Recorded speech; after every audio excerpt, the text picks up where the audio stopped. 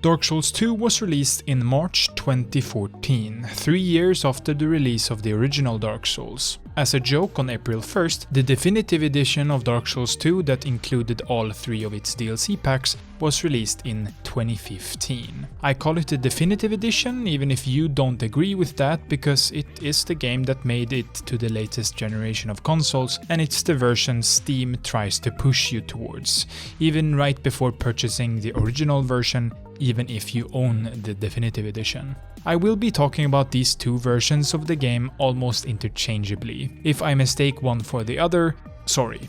Before we start, I also want to say something that a lot of people won't understand. This is my opinion.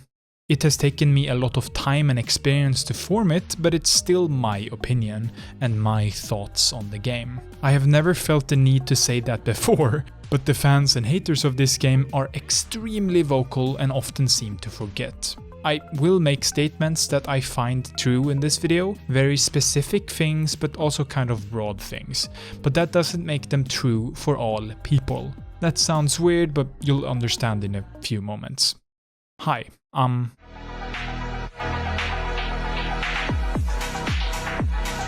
but you can just simply call me Amazon, and today I set out to make a retrospective commentary review and analysis of my run through Dark Souls 2. I have officially played over 100 hours of Dark Souls 2. That's more time than I spent in both Dark Souls, the original that is, Dark Souls 3, Sekiro and Bloodborne. I've spent 160 hours in Elden Ring, but that's almost 3 full playthroughs, one of which included the DLC. Lots of that is also in co-op. All of this is to say that while making this video, I played a lot of Dark Souls 2, both versions, multiple playstyles. Just like how I talked about the first game, I won't be talking about the lore all that much. If I feel like it added to my enjoyment of the game, I will add that, but other than that, that's not the reason I play these games. The story to me has always been my journey through the game and the journey of my character, and the lore of the game itself never really came at me and stuck. That's true for all the games, except maybe the first one, which manages to tell a story in such a way that makes sense to me just by playing it and picking up on a few things along the way. I will speak about all the bosses and most of the areas in some depth. This game is substantially longer than the first one, so I'll try to focus more on the specifics when it feels like I need to.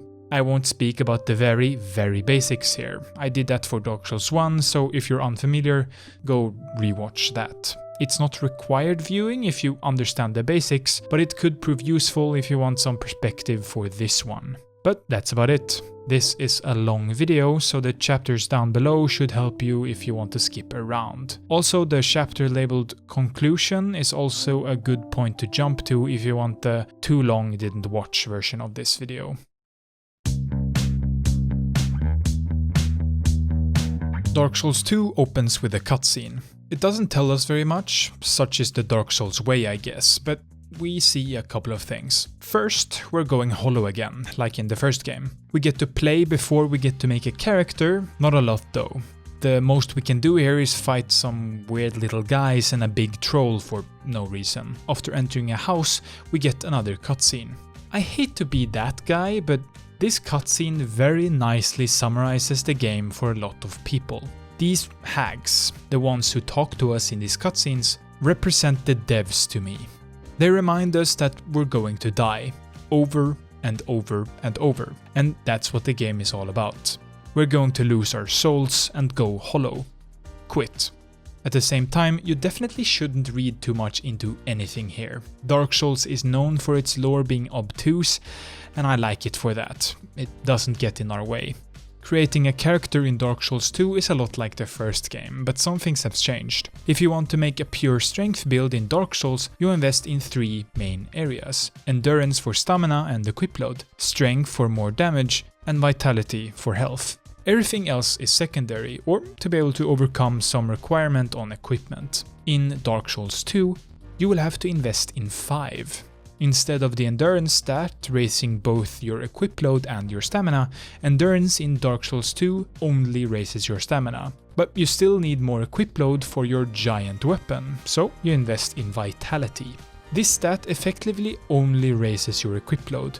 You also invest in health to survive longer and strength to be able to carry your weapon.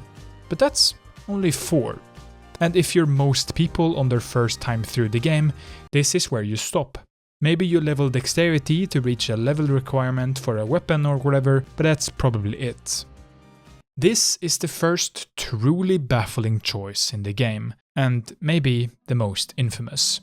Adaptability is one of the most important stats in the game. In the original, there was a stat called resistance. This was a bit of a joke stat that did next to nothing. It looks a whole lot like adaptability, raising your resistance to different things. But in Dark Souls 2, it also raises your agility stat, which in turn makes item use faster, but hugely more importantly, it raises the number of invincibility frames on your dodge roll. Again, this is just baffling. Why would you ever tie something as important as a working, comparable to the first game, dodge roll to its own seemingly inconsequential stat on the stat sheet? And it's not just a small increase either. Having the default agility on most characters is about equal to fat rolling in the original Dark Souls in terms of invincibility frames, and not much more distance either. But if you instead, like me, really like the light rolling in Dark Souls 1, you will need about 105 agility. This is about 30 to 35 levels of adaptability. This doesn't sound like a big deal maybe, especially because this game hands out a lot more levels than the first game, but its presence really doesn't add anything to the game either.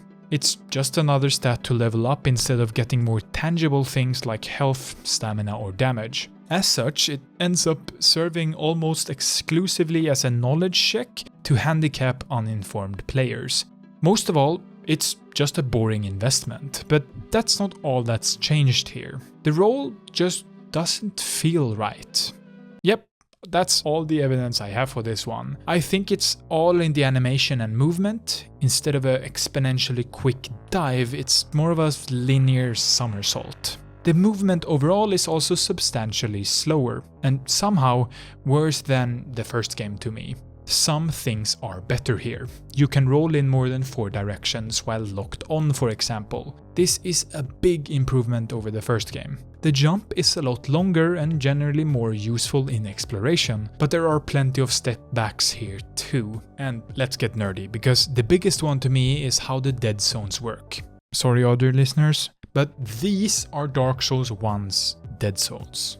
They are pretty fine when it comes to movement. Some will think a cardinal zone could be placed here somewhere to make walking straight forward a bit less wobbly, but I like the freedom here. Elden Ring did this quite a bit, but I think they went a slight bit too far. This is a good step though, and I barely noticed it in my many hours of gameplay. Again, walking straight easier is great for some of the more finicky areas of the games, but personally I like the complete freedom of movement. The team that made Dark Souls 2 didn't like that one bit, so they made the dead zones look like this. This is pretty horrible and snaps you to these square-looking zones that make the game feel like you're playing using the D-pad instead. It's most noticeable when we get on an elevator. Here our camera doesn't spin when we do, so when we turn our control stick in a circular motion, it looks like we're going in a square. If we speed up, we hit all the cardinals fast enough, but at a very steady pace like this, we're extremely limited. This elevator example obviously isn't very applicable, but it helps you see truly how limiting it is. If you played all the other games and return to this one, Dark Souls 2 will feel clunky and unfamiliar. Not in a get good, the game is deeper kind of way, but in a they did this for some reason and now you have to live with it kind of way. They did this to the camera too, which is where it goes from bad to awful. You essentially have a third of your controller's movement to do granular movements, trying to keep a couple of hollows in frame or lining up a spell cast without lock-on is sucky. I just don't get why you do this to your control scheme. Another, frankly baffling decision. This is one of the few objectively bad things with the game on a core, mechanical level that I can point out. Most others are just betrayal of the first game and the series as a whole, but this one is just plain bad. objectively bad. It feels like change for change's sake. Simplification. I had some weird issues with input lag and fake input lag too. This was fixed by enabling and disabling a feature in the controls menu that basically works like sticky keys in Windows, and when that didn't work, I went in and out of full screen. That seems to fix it. It might be a weird thing on my PC, but I doubt it. I checked forums and it seems to be a broader problem. The game just feels less responsive, and most people agree with me on that front. Going back to play Dark Souls 3 or even Dark Souls 1 is a great comparison. It feels absolutely buttery and quick in comparison. Another baffling issue. I don't want to get stuck on this though. We're already like 10 minutes into the video without even me playing the game. Playing in the background for some of this has been the tutorial. I don't like this one as much as the tutorial from Dark Souls 1, mostly because it feels a lot more forced, even though we could run right through it faster than the other, which is definitely a plus. It looks fine to me, but not much better than Dark Souls 1. Sometimes it's worse, but we'll get to that. The tutorial leads us through hollowed out trees, killing hollows and learning the basic controls. There's an optional enemy here, an ogre, that gives me some ammunition, in the form of horrible animations and hitboxes. This ogre is known for its grab attack and weird hitboxes. This is a constant the game is known for. Grab attacks are, for the most part, a bad thing in Dark Souls and Soulsborne games as a whole. They never feel quite right except when they hit you in an over-the-top way. We'll see some of the most egregious examples later, but the ogre is a great first foray. Escaping a grab in one frame and getting grabbed in another feels bad, and Dark Souls 2 takes this idea and runs with it. I don't have that many examples of it from my own gameplay, which shows it isn't that big of a problem here specifically, but every time it did happen, it felt awful. This is helped a bit by leveling adaptability, but the worst part of it is the fact that for some reason they decided to let you play out your entire animation before putting you in the grab. This makes it look like you escaped, your dodger worked, but then you're awkwardly teleported right back and a huge part of your health is removed.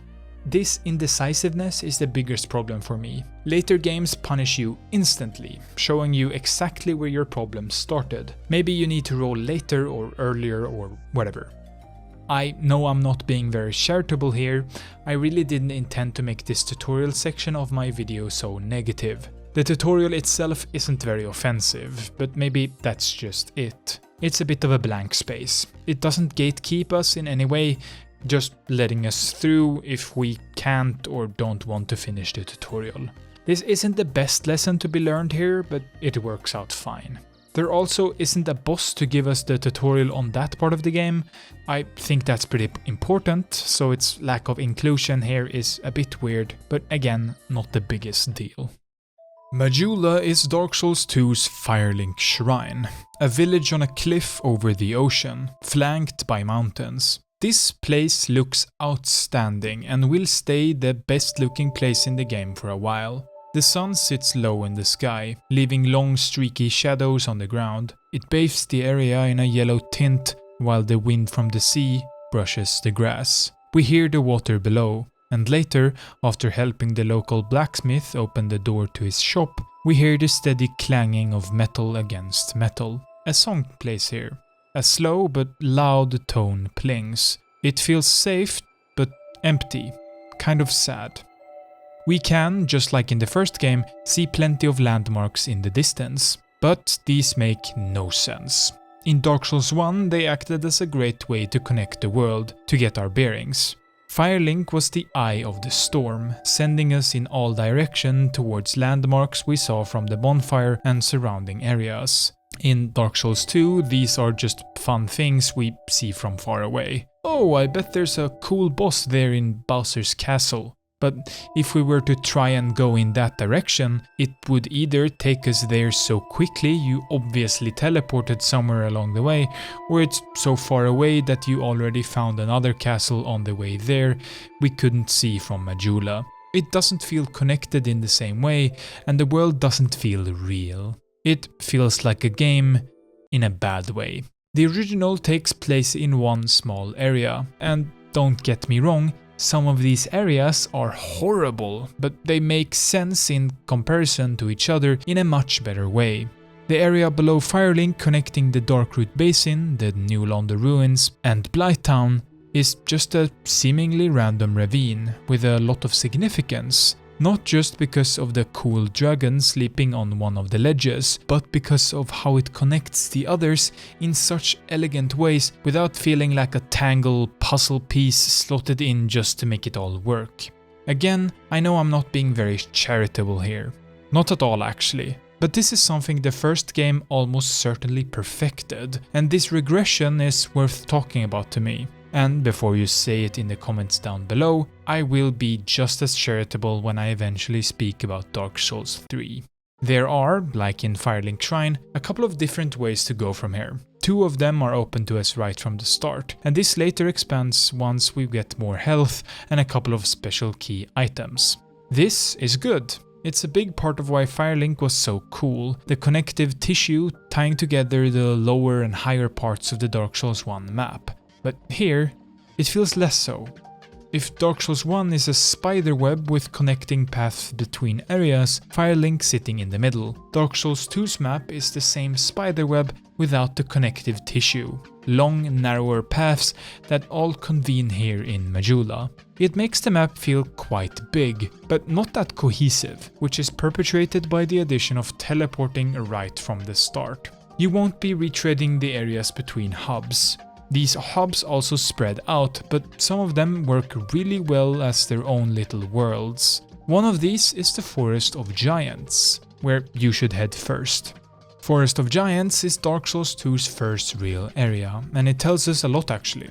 If you're playing the vanilla version of the game, we face off against a couple of hollows to start off with, taking our time to get familiar with the controls or to get re-familiarized with them if you're returning from Dark Souls. These guys are slow and don't hit very hard, so lock on, just like the tutorial taught you, and get to work. But that's the first mistake you'll make, because in Dark Souls 2, you will, in 90% of your fights, verse at least 2 or more foes. This is a thing in the original too, but here, enemies either group up so closely that you have to fight them all at once, or they come at you at the same time after one notices you. This works fine for now, but trying to play it safe by luring 1 or even 2 guys at a time doesn't work all that well here. Actually, it doesn't work at all, thus making the lock-on feature even less dependable, because using lock-on in these fights is a bad idea. Fighting these guys is slow. Your character and attacks feel generally slower than in the other From Software titles, and stamina is brutal. In Dark Souls 1, stamina recovers fairly slowly, but you're afforded a few more hits, and stamina recovers faster. In Dark Souls 2, you can hit once or twice if you want to save enough stamina to roll out of the way or block. You might think leveling stamina will help here, but it rarely does, giving you a 40% or so bigger stamina bar if you're not investing recklessly. This is a big deal, and it contributes a lot to this game's slow and frankly lumbering speed. Feedback is also lacking here. It will get worse in a bit, but sometimes you only notice you took damage by seeing your health lower than it was. Your character just doesn't really react to hits most of the time. Some lingering hitboxes are especially awful for this, your character just existing in a general area, taking damage for some reason. Again, this gets worse later on. Up a ladder we get to an arena. There's a lot of enemies here, but in the vanilla version there's one very notable one. A white Heidi Knight, which acts as this game's Black Knight. It's a lot easier this time around, but it's still fun to fight. It will teach you some of the basics of dueling. Bait out an attack, attack him back and roll out of the way or get out of dodge and repeat. This is what most fights boil down to in the end. We can still circle him to try and get the backstab like in the first game, but it's not as powerful. Things like this made you invincible while in an animation.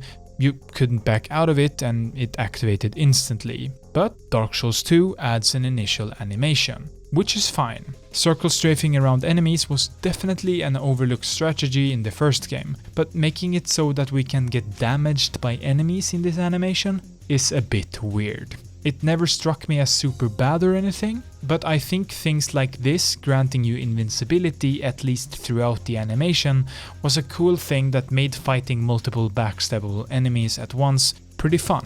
But moving on. We get to our hub bonfire of the area. An old hag sits next to the fire. She sells us the key to open up the blacksmith's hut in 𝙧𝙚𝙖𝙡𝙮, but also life gems. Wait, what's that? Another rant? Well, here we go. What makes Dark Souls special as a series to me is two main things.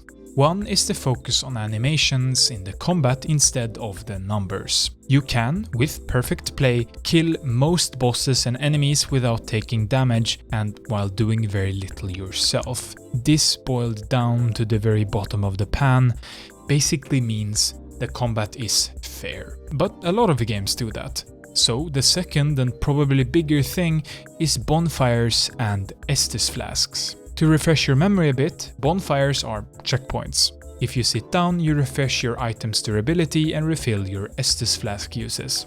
This also respawns all the enemies you may have killed, except for bosses. The Estus flask is the main healing item, an instant refill of a part of your health.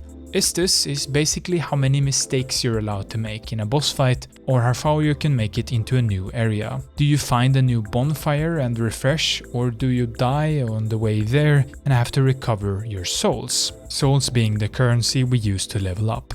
This incentivizes us to make fewer mistakes by learning attack patterns to save Estus. Shortcuts now also save on healing and not just time. This is where Dark Souls 2 decides to shake things up. Dark Souls 2 gives you a single Estus flask starting out, and instead asks you to use a buyable life gem, which stacks up to 99 in your inventory. Life gems cost 300 apiece, and after the first few areas, you will have enough in your inventory to never use your Estus flask ever again.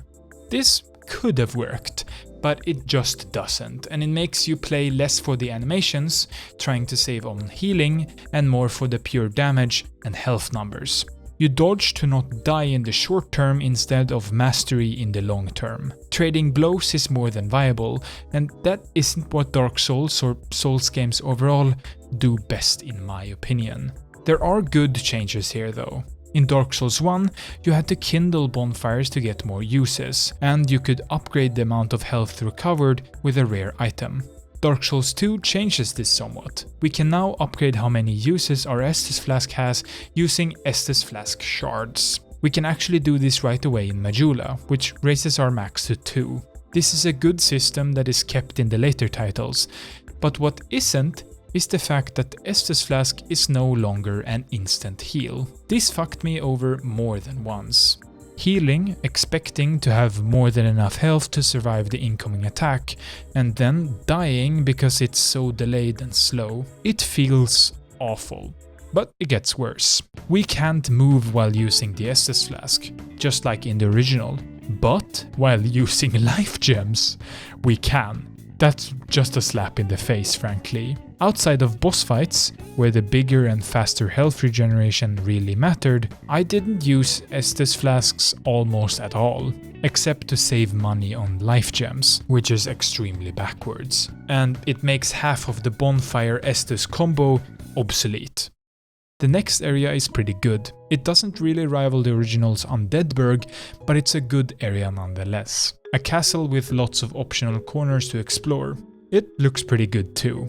There are two main shortcuts that both work really well. A door right under the main bonfire, and a wall we can accidentally explode on the way around. New enemies include a big ninja turtle that does overhead swings. This guy has a couple of weird hitboxes, but I don't want to nitpick an enemy like this. We'll save the hitbox talk for the worst offenders. This area's gimmick is bombs and exploding barrels. They're placed everywhere, and some of the hollows throw bombs around, so don't fight them or risk getting burned. Literally. Climbing up a random ladder, we find another upgrade for our Estus flask, but we're also ambushed for the first time by the Pursuer. This guy is the real Black Knight, and you will almost certainly lose here. It feels a bit cheap the first time through, but as an optional challenge for the people on their second playthrough or in a New Game Plus cycle, this works pretty well. We meet Patches here, the goofy prankster from the first game. His trap here is pretty awful though. It practically helps you more than it threatens you, giving you a very vanilla feeling fight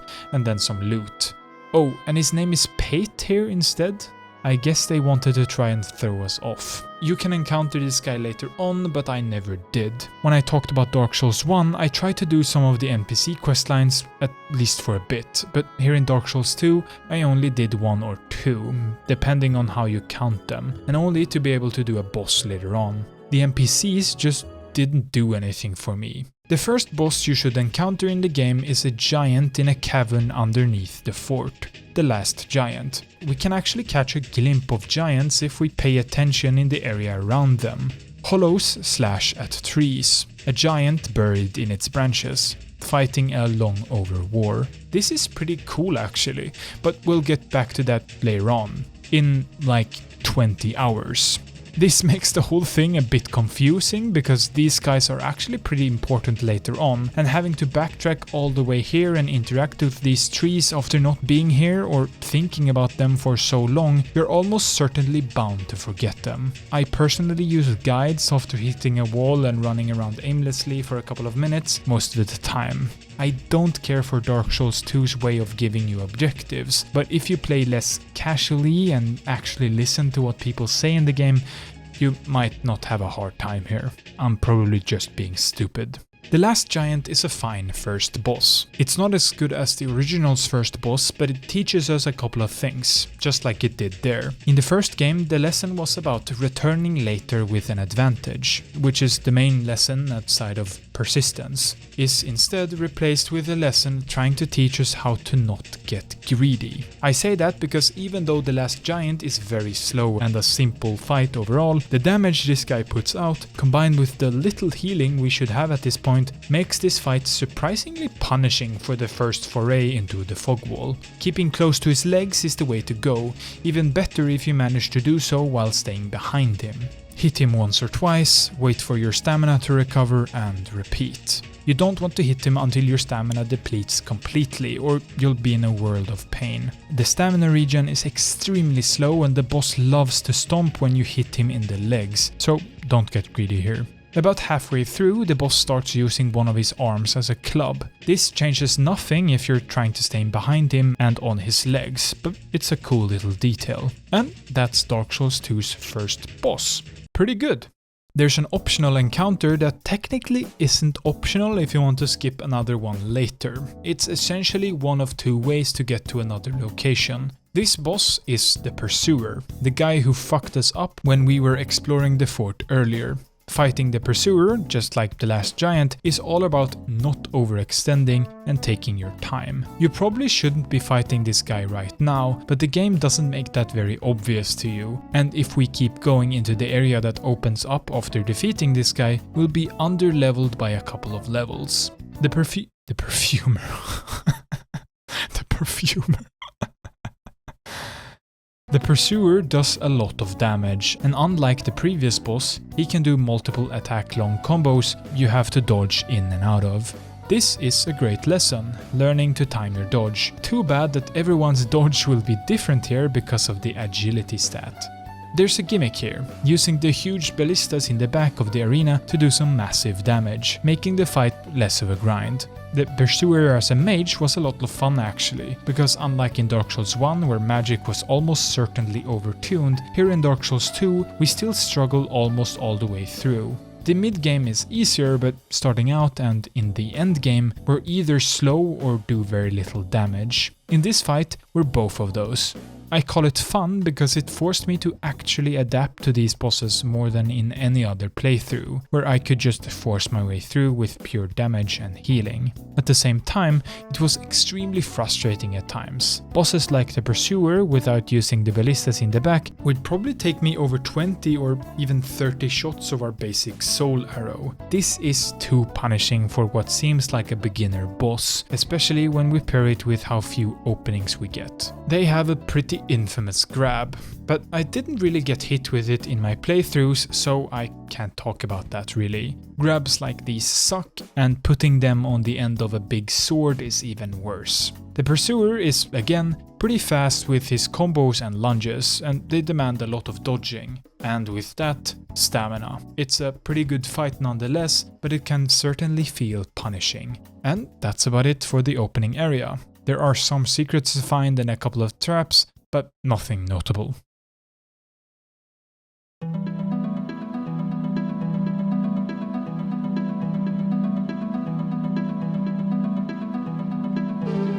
From Majula, there's a cave that leads to the ruined fortress we can see in the water in the distance. The short way there doesn't make much sense at all, and it doesn't help to make the map feel more connected. This is the way Dark Souls 2 approaches its macro level design, and I can't say I'm the biggest fan of it.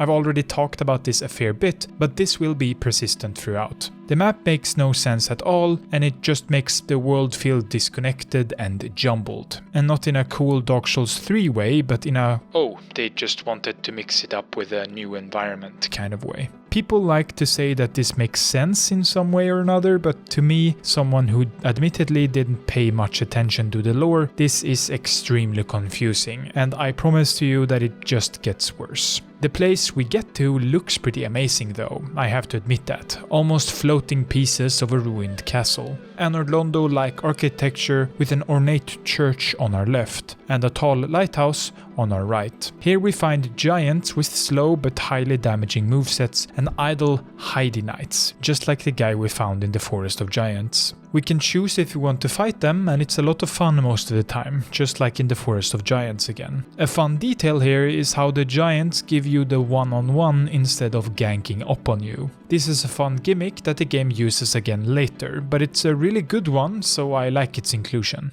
You might have noticed my health bar being permanently lowered. That happens when you die, all the way down to 50% of your maximum. This is a weird inclusion that, again, and I'm sorry for saying this over and over, but it feels like it's only included to punish the player, making the game quote-unquote harder, because that's what this game is all about, right?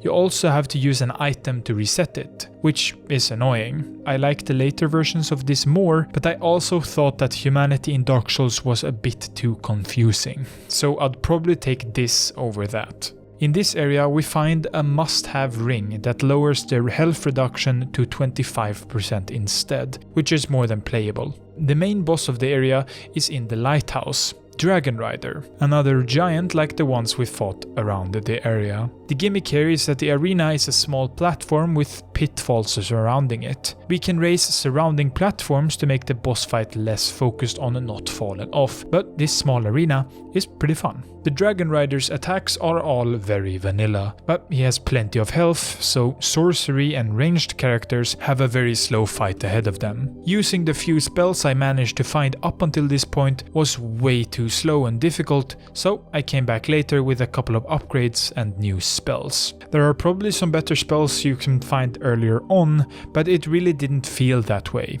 Using Soul Arrow for everything gets boring rather fast, and bosses like this take multiple stacks, that's multiple spell slots, which is kind of ridiculous. Melee characters are a whole different ballgame. The Dragon Rider really doesn't have a counter to just getting behind him and baiting an attack. Some of the sweeping attacks he does are a bit weird, but it might be just because we won't have the same number of iframes every time you replay and redo the fight. There's an optional fight in the Anor Londo looking church, past a dragon that sucks to fight. This fight is a reuse of half of the Anor Londo duo from the first game, but only the skinny guy, Ornstein, except he's grey and extremely easy to fight. This fight could have been good on paper, but because it's just a lazy reuse with too little health that deals too little damage, this guy never really gets to use more than one or two of his attacks. This is a problem we'll talk about a lot in this game. About half or more of the bosses in the game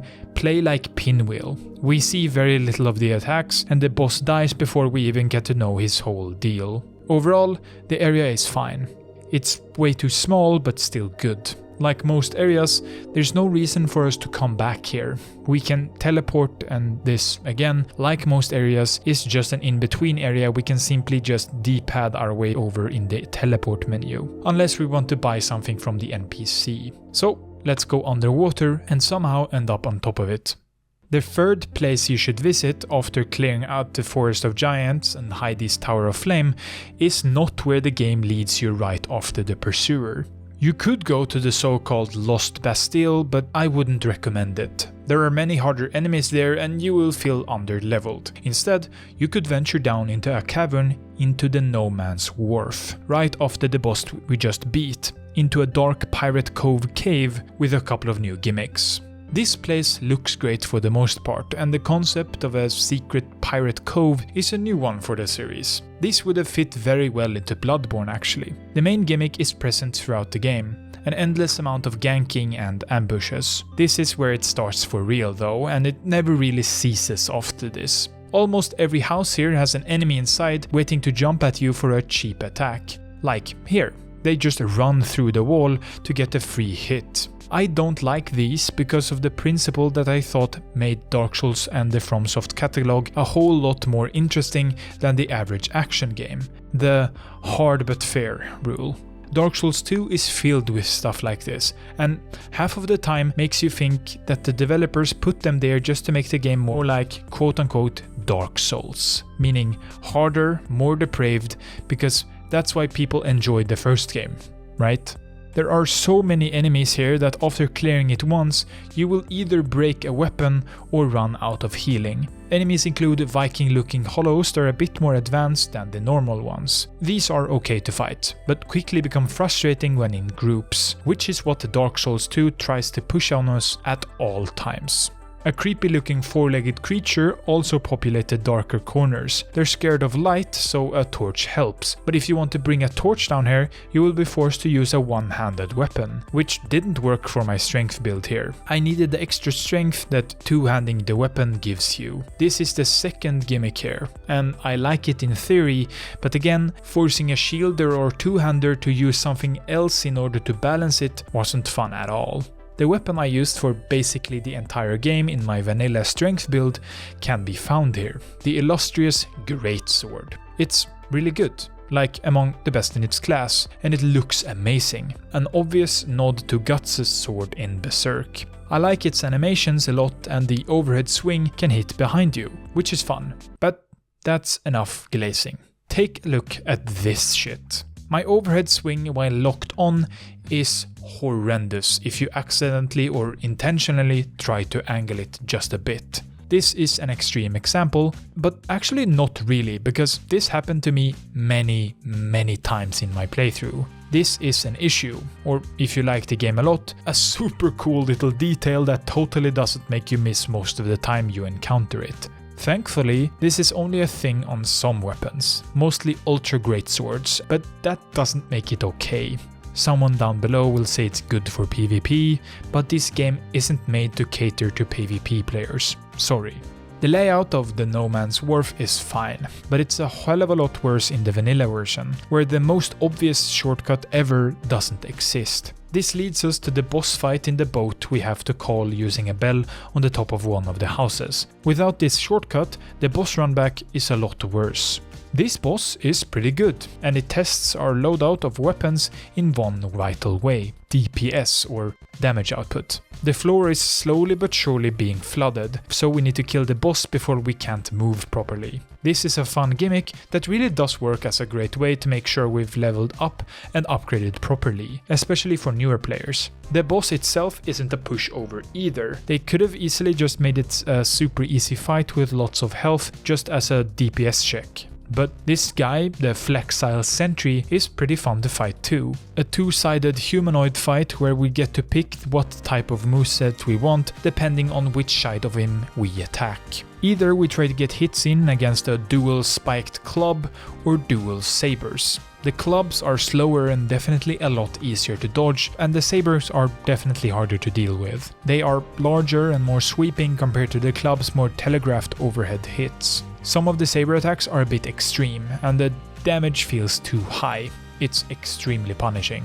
In New Game Plus, this fight adds more enemies in the arena without making it annoying, which is a really good addition for those who want more variety running the game over and over. Again, it's a fun fight for the most part, but the vanilla runback and the area as a whole are just fine. Just like after defeating the Pursuer, we can now go to the Lost Bastille by looking at the navigation thing in the boat. The Lost Bastille is actually a pretty cool location. First of all, it looks wonderful. A darker bluish color sets the tone here. A fortress in the water, a prison forgotten and seemingly overrun by hollows. Getting here from No Man's Wharf leads us through this place from the bottom to the top. We'll get back here in a bit because the other way, past the Pursuer, is the way I usually take first. Yes, this is how the entire game does its progression. It's here and there, back and forth, through old locked doors and weirdly closed off passages. Here we find an item to further upgrade weapons. This is actually a Scholar of the First Sin edition. In the vanilla version of the game, where I could have used this feature for my awesome looking sword, we don't get it for another couple of hours. New enemies include a big guy with a ranged fire attack, hollows with a bit more armor, and another reuse of the Pursuer, so we get to see how he got his name, and dogs. These dogs aren't nearly as scary as they are in the previous game. The original really made you fear these guys, mostly because of their speed, and here they aren't nothing more than a nuisance, which is fine. The dogs in Dark Souls aren't the best usually, except for Sif, but that doesn't really count. Rolling a barrel down a set of stairs unlocks a secret bonfire and a new blacksmith who wants the embers we just found a minute ago. Finding this shortcut is a cool moment, and one of those aha moments that the first game was kind of known for when it came to its level design. This isn't anywhere close to the bridge leading to the Undead Parish. I mean, it's basically just a door, but it's still a fun shortcut, like the one in the Forest of Giants. The boss of the area is locked behind a statue in the definitive Scholar version of the game. To unfreeze this guy, we need an item. A fragrant branch of yore. This is a bit annoying, but finding keys in random places is not out of the norm for Dark Souls, but this one is a bit less forgiving. Instead of progressing through an alternate path, which we could do at this point, you need to go look for this random item, which could be anywhere. These are extremely rare early on and are found in seemingly random locations. I had to look up a guide so I could progress here during my mage playthrough, and I think, unless you like the chase, you should too. Almost half of them are added specifically in this version of the game for some reason, and they added nothing but frustration to my playthrough. But it's harder, the FromSoft developer says. Another point for the vanilla version for keeping this item for later, when we've had more time to explore more locations to find one. Beyond this door is one of the best bosses in the game in my opinion. It's one of the select few that I think is tuned almost perfectly to the level you should be when you get here, but it's let down by a pretty shitty run back. Dark Souls 2 is well known for its spam of enemies. This gets worse in the definitive edition, where they, for some reason, added even more, and this, right here, is where it starts for real. No Man's Wharf was kind of fine. It had enough space to move around the Viking pirates and the four-legged guys. Here instead, we're pitted against a horde of sword-wielding hollows in either a small room or one of a few hallways. Why they decided to do this in this way is a total mystery to me. Its only purpose is seemingly to make it more frustrating and punishing to fight the boss as quickly as possible, which I think shouldn't be punished. I understand that making the player play through the area a couple of times to understand the shortcuts, but this is just time consuming. These guys aren't hard, they're just in the way, and if you try to run past them, you will get stuck and die. Worry not, Dark Souls 2 expertly fixes this issue by making us kill them over 10 times each. Yeah, Dark Souls 2 broke the Estus Flask by making it useless as an incentive to master its combat. Why use them when we have an essentially unlimited amount of healing with the little crystals? And now it's breaking the bonfire by making repeated runs through an area easier. I just don't get it. Playing as a mage here was even worse. One thing the game never tells you is when not to lock on, and playing as a mage basically forces you to lock on either way, so these multiple battles are quite grating as a caster. What makes it exponentially worse is that caster don't get a blue MP bar like in the later titles. It works just like in Dark Souls 1, where we get a limited amount of uses instead. I haven't touched the sorcery, pyromancy or miracle classes in any of the other games so far, so I don't know which system of limiting magic I prefer. Not having to worry about drinking another set of potions just to recover MP was pretty nice. What wasn't nice is how few of these you get. And I'm not even kidding, you might see me having up to 60 cast or something, but if you want to clear your way through an area to make it to the next boss or fog wall without just running through carelessly, you will sometimes run out of your best spells you wanted for the upcoming fight or area. This became apparent to me here first. This area is awful for magic users, and it was already bad for melee characters. I did this one so much that I actually cleared the runback of some of its enemies, which is ridiculous, frankly. The boss behind this annoying runback is one of my favorites in the entire game. If you catch me on a specifically weird day, I'd probably say it's in the top 3 or maybe in the top 2 of the entire game, which is kinda crazy actually. It's a 3v1 against the Ruin Sentinels, golden bronze, tall, robotic-looking knights with long, thin hammers and shields. Walking into the arena, we're on a suspended platform, where we get to fight one of them first. This is a lot of fun. The limited space forces you to learn the timings instead of just staying back and forcing a limited number of options out of the boss. This is also a great way of teaching the basics of the fight without being overwhelmed by overlapping enemy movesets, but that's not really a problem in the fight either way. Somehow these guys' moves are all pretty great to dodge even when they layer up and overlap. There are some issues here though. When we get to fight the remaining 2 sentinels, we often get hit with 2 attacks I really didn't like all that much. First is the fidget spin attack. This one is just a constant giant hitbox that also knocks you down. It's fast and can travel for a longer time than I think it should. Trying to get a hit in on his friend while the other does this is close to impossible, so this attack just slows down the entire fight, forcing you to run away and wait for another one. I also dislike the jump attack they do. This, more often than not, sends the enemy out of your field of view and comes down at a place close to you. The timing here is predictable, but trying to dodge this can be harder than I'd like it to be. In my sorcery playthrough, I had to really lock in and take my time in the first fight, and then I got to use my range in the second, usually harder part of the fight. This is a fun mix-up that made the fights feel very different, which is a highlight.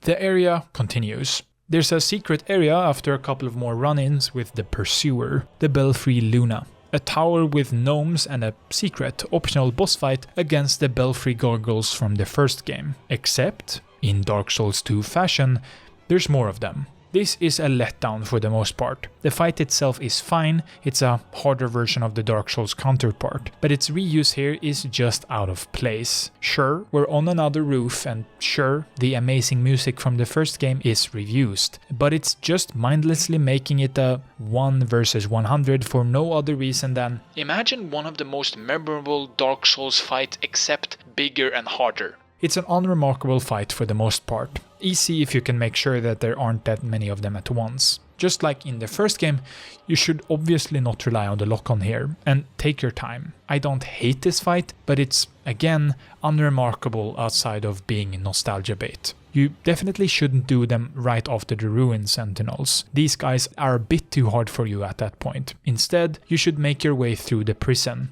There are hollows here that kamikaze rush you and explode. This can be extremely annoying, but if you rush and kill them, they don't do anything. The explosion knocks you down and often leads you into another explosion. This feels bad, but it's not horrible. At least it's not another hollow.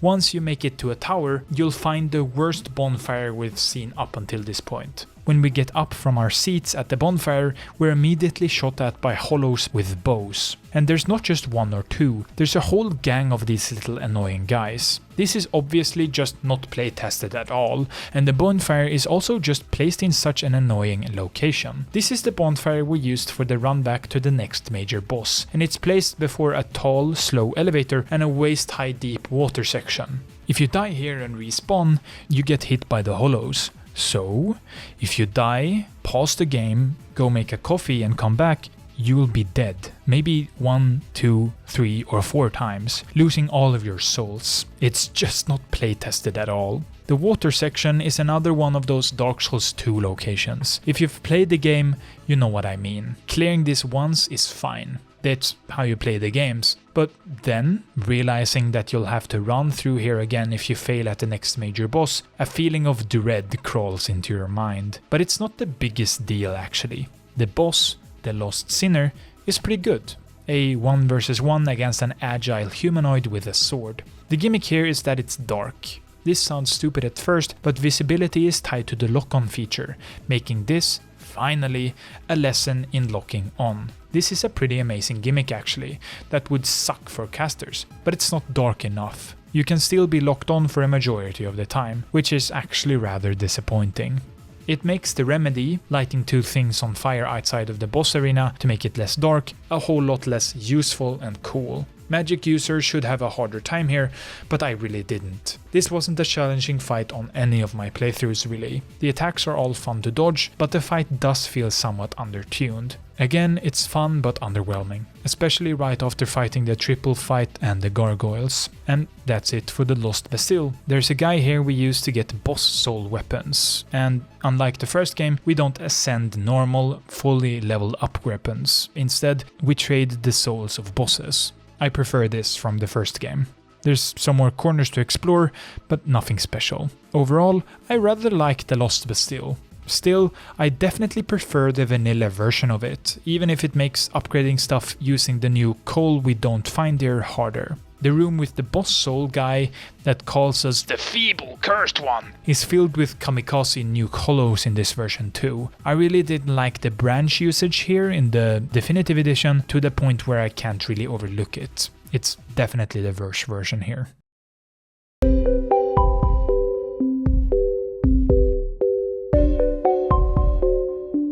From Majula, we now have another couple of options. We can use a branch in the woods past the dwarf with the blue sword, the Shaded Woods, or we can go down the well in the middle of a Majula. Or, the way we'll go this time around, taking another route in the room leading to Heidi's Tower of Flame. We pay a weird looking girl to flip a switch for us and discover Huntsman's Copse. A Dracula movie looking location with a broken bridge, a haunted manor, and a forest or two.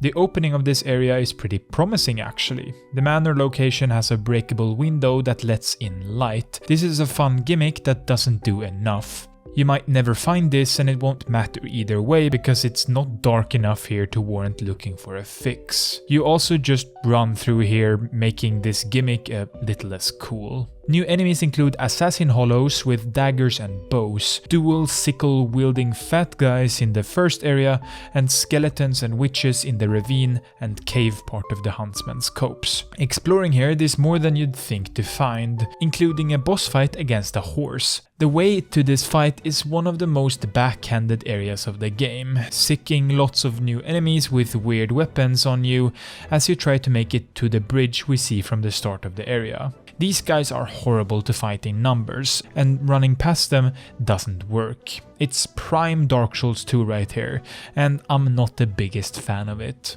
The fight itself is a gimmick. That is fine. Running down a somewhat annoying but ultimately simple corridor to pull a switch, all the while dodging skeletons and the chariot boss by ducking into cubbies around the arena. This part of the fight is, again, just a bit annoying, but once we fight the horse itself, you learn that this fight isn't notable outside of the gimmick.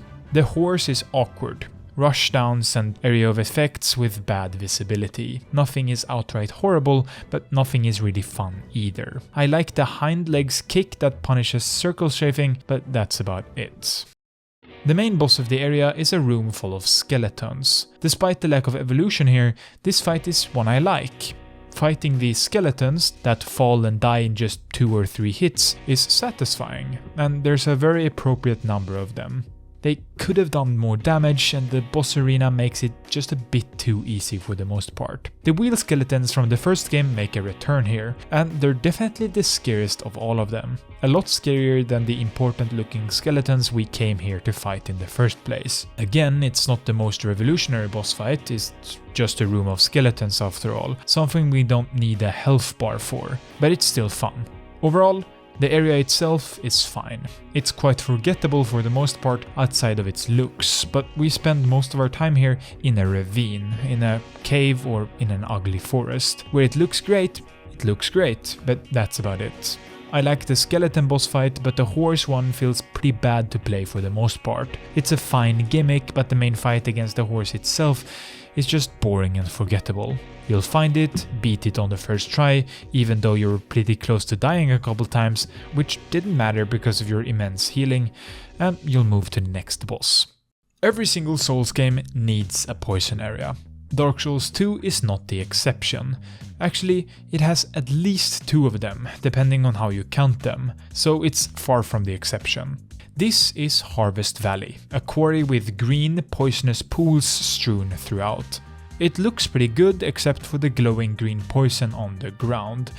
This looks a bit goofy to me, but it's fine. This area is, say it with me now, annoying. It's another in-between area that may be explored somewhat, but it's ultimately just a corridor with a couple of offshoots. Poison, unlike in the other games in the series, is a very fast damaging status effect, more like the toxic effect from the original Dark Souls. This doesn't really matter though because of the life gems, which is probably why they raised the damage. We can just ignore the effect while jumping down the regen effect. It's more of an annoyance because of this rather than an actual danger to us, which is just perfect. And don't worry, the devs really like the poison effect, so we'll see it plenty later. We fight giants here for the most part, but also ogre-looking guys with big hammers or swords. These are somewhat underpowered against melee weapons, but harder for ranged characters, especially when they team up. Our goal is to make it to a big windmill-looking thing. This is a rather large dungeon, and unlike the Harvest Valley that precedes it, it doesn't feel like just an area to run through. Pots litter every room that, once broken, poison in a small area around them. We can use this to poison enemies by luring them through the room filled with them. Behind the Pharaoh's Stone, which is just another fragrant branch of your type item, reveals a hidden wall. We get a ring to help with the poison a bit. The first boss here is awful. It feels like a Dark Souls 1 mini-boss in many ways, with few attacks and a generic name. The Covetous Demon. This guy is very much not worth even talking about except for his appearance. He looks a bit like Jabba the Hutt, and he rolls around doing damage. This is the average Dark Souls 2 boss. Uneventful, generic, forgettable, and as important as a mini-boss in the first game. The area that follows him is actually pretty good. It's a lot like Sen's Fortress, but a bit more airy and filled with more enemies. Some of these are pretty fun, but most are placed in such a way that they become very annoying. Or maybe frustrating? Yeah, I'm running out of words here. They often fight in groups or on perches, ready to jump at us as we explore. The dummy-mommy looking witches throwing fire while looking into their mirror are fun for the most part, but they can almost instantly kill you if you get attacked by the wrong attack in close range. This isn't fun. The single worst thing about this place though, past the annoyances present everywhere in the game frankly, is how we turn off the big wheels, destroying the contraptions that run throughout the tower. Once you know how, using a torch here for some reason, it's simple, but learning this fact is a real challenge. The game doesn't tell you anything about this, except for an NPC pointing at it if we happen to bring one here, which we definitely shouldn't. There is no prompt, not even reason to use the torch around the area at all, and where it's used is very much out of the way. It's kind of ridiculous, but the addition of messages on the ground makes it a bit better. Thanks to the community, you won't have to Google how to play the game. Again. The next boss is a poison-based snake woman. This is Mytha, the baneful queen. A snake with a woman's upper body, holding her severed head in one hand, a spear in the other. This fight is overall fine. It's a bad one if you don't turn off the poison, the horribly signposted fire thing we did a second ago. It's also made easier by finding the hidden bonfire right above the fog wall. We still get hunted by the guard standing right outside of it, but it gets 10 billion times worse than this later, so this isn't anything to mention really. Most attacks boil down to either a swing with the spear, overheads and thrusts mostly, easily avoided with a roll to the side, but sometimes she swings it or tries to grab you. These aren't hard to avoid, and my vanilla strength build had a very easy time here. My ranged build saw a couple more ranged attacks, but it's still very much a simple fight. Rather long because of her magic resistance, but still pretty simple. Behind the boss, there's an elevator.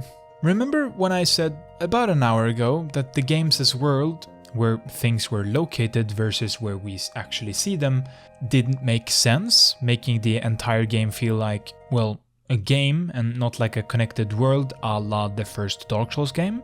This elevator that takes way too long to get to the top of what we thought was a big windmill looking tower, is probably the worst example of this, because as we emerge, we aren't treated to a sky or the roof of the tower in the swamp, but a Bowser-style fire-themed castle. Looking down on the ground, we don't see the green poison pools from high above, but instead lava, like a couple of feet below us, and if you think this is somehow contained maybe within a cloud high above the earthen peak, this lava is later expanded to the literal horizon.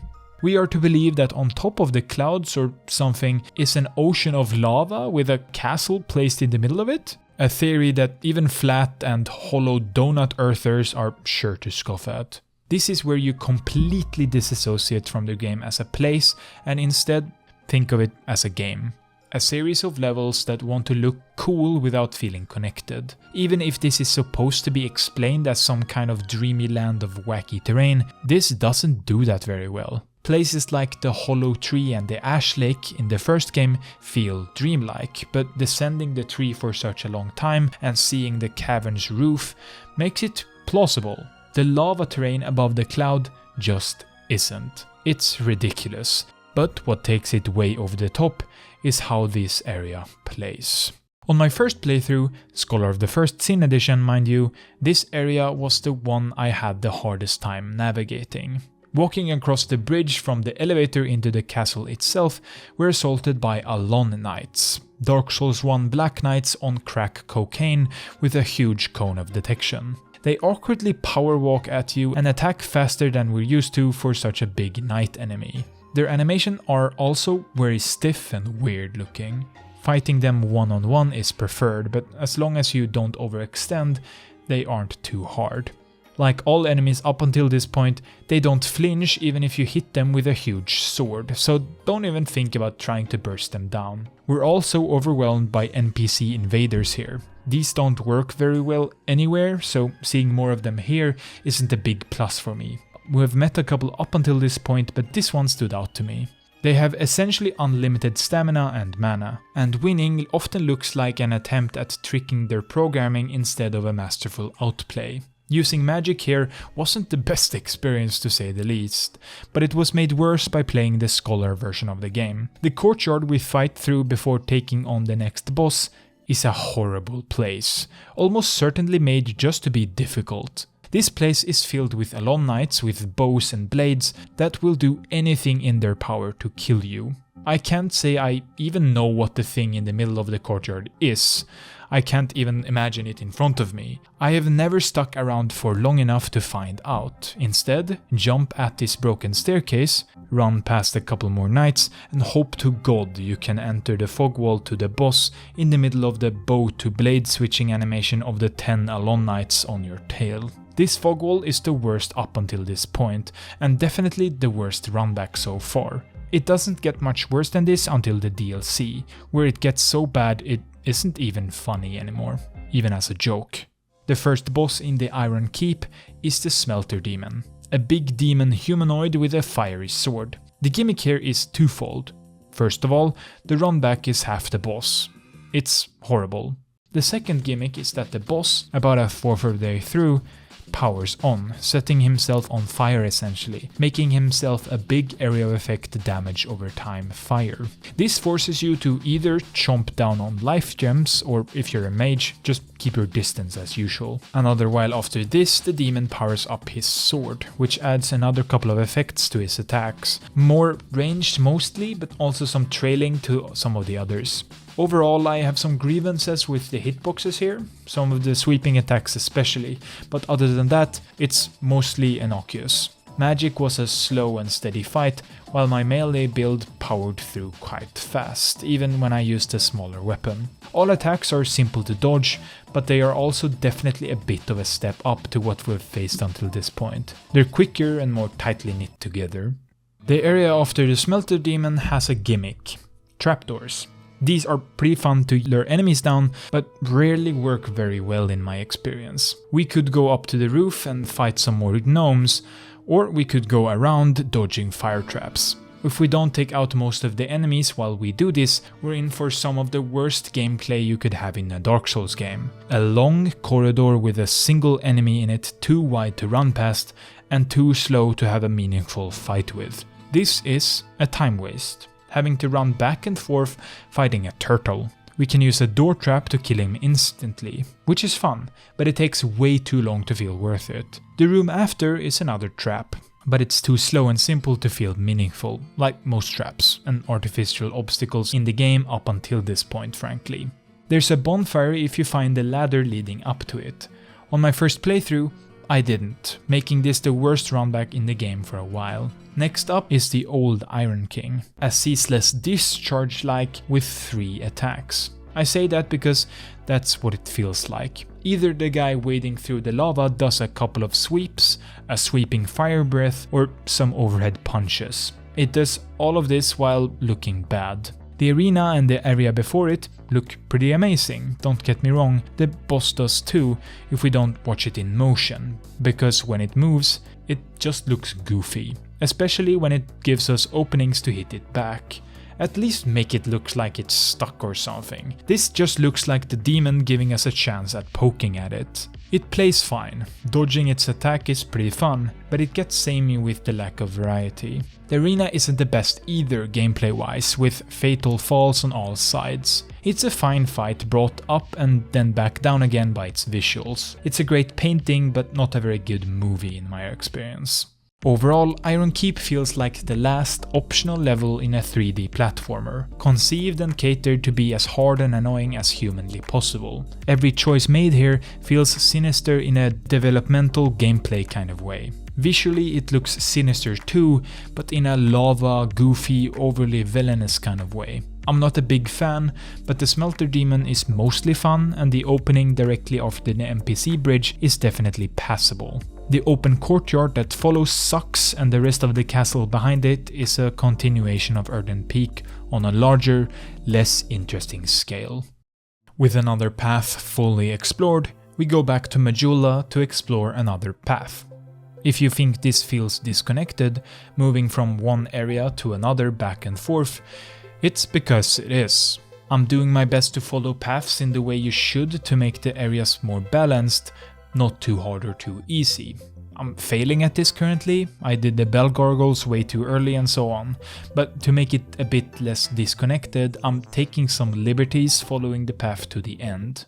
In the middle of Majula, there's a well, maybe more of a hole actually. Getting down this hole takes either the help of a guy with a long ladder or a way to survive the initial big drop. This is easier done with a ring sold by the cat right next to it. This is a fun way to block off the area without making it impassable for people who want to do it early. Kind of like the graveyard in Dark Souls 1. There's actually a spell, Fall Control, that allowed me to fall down here without taking damage at all in fact. So if you want to do this earlier than your health allows, there are options. That's great. The descent is a highlight to me, but it's followed by a rather boring area. A short crypt segment. I have no idea of the layout of this place outside of a simple loop. We go around for 30 seconds and are greeted with a quote-unquote boss fight. The area looks cool enough, but we'll see this aesthetic a couple of times later on. The Royal Rat Vanguard is a room full of rats with a random, more fashionable rat having a big boss health bar. This isn't a boss. Sure, it has the bar or whatever, but this is a trap in an Indiana Jones movie, an ambush in Dark Souls 3, or just a normal ass room in this game, to be honest. This isn't the last fight like this, a normal seeming gank with a health bar. The Royal Rat Vanguard is, to say the least, quite bad. It's not offensive, we won't hate this fight while pushing through it after dozens of attempts. No, this is a fight we remember when we make a tier list and say, oh, it's the rat room, and we place it in the E or D tier. It's exceedingly uninspired. Right after the fight, we're introduced to an NPC. A rat. I like this guy. He's fun to look at and listen to. And that's all I wrote about it. We descend deeper, jumping from casket to casket, overhang to overhang, until the crypt is replaced with wooden scaffolding and cavernous walls. This is the Gutter, a worse version of Dark Souls 1's Blighttown with the addition of Minecraft blindness. We're essentially half blind, and man, you couldn't even make this up. There's more poison here. This here, the most sadistic room by far, has to be enough evidence for you that this game's sole goal on a gameplay level overall was to make the game harder, by making it more frustrating. On my vanilla playthrough, it took me a whole hour to make it to the next area. That's a long ass time running around in a cavern. And it's not because it was hard, it was just annoying. Enemies here are simple hollows for the most part, but there are more advanced organisms scattered throughout. The gimmick here, outside of the failing scaffolding sometimes breaking, is that we can light the place up with a torch. This is fun for the first time around when you want to explore the area closer, but upon closer inspection, there's little here to well inspect. It's connected and fun enough to explore, but there's nothing of note to find. Not even a cool looking vista or funny looking enemy to cross off a list. It's a corridor. A long, dark, poisonous corridor with rock walls, but it's still a corridor. Let's just say I spent 10 minutes here in my sorcery playthrough. Compared to the Gutter, I actually like the Black Gulch in many ways. It looks pretty cool, a continuation of the cavern, but now with neon green to indicate that this, once more, is a poison area. Yay! I'm also not against the boss we get to fight here, but that's where the positives stop for the most part. This area is horrible, more so than the Gutter, and like Iron Keep, feels like the devs just kind of spitting in our face and calling it a feature. It's sure to get in our eyes, which is a way to make the game harder. Saliva in your eyes is actually pretty irritating too, so the fact that it's not in Dark Souls 2 already is kind of surprising. I'm going to stop the analogy here before I say something weirder, but you get my point. It's a very small area, a path filled with annoyances and poison. There's a hidden bonfire on the right and a bigger cave if we drop down the ravine on the side. This is also an area we'll return to later, but in the bigger cave we find two giants. This is a rather cool encounter. Two huge guys emerging from the blackness. It looks cool and the fight is pretty cool too. This isn't a boss fight somehow, even though it could have been, unlike the fucking room of rats. The actual boss fight of the area is against the Rotten, a sock puppet looking amalgamation of bodies with a big butcher's knife, chains wrapped around its body to keep it together, a cage over where its head should be.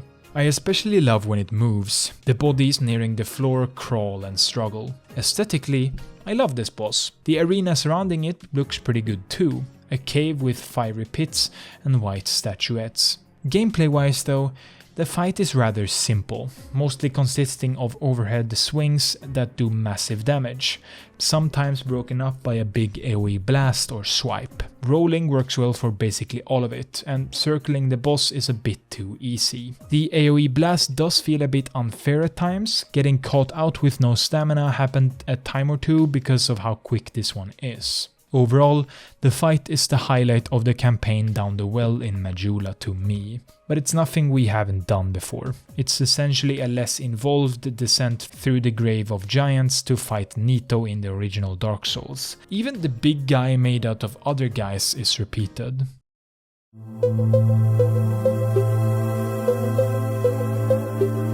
Once again, back to Majula. This time we're taking the path past Gimli with the lightsaber. We use a fragrant branch of yore to save a lady and open up the locked door leading to an ambush consisting of forest hollows with big balls and frogs from Dark Souls 1. Basilisks, that use the curse status effect to kill you instantly.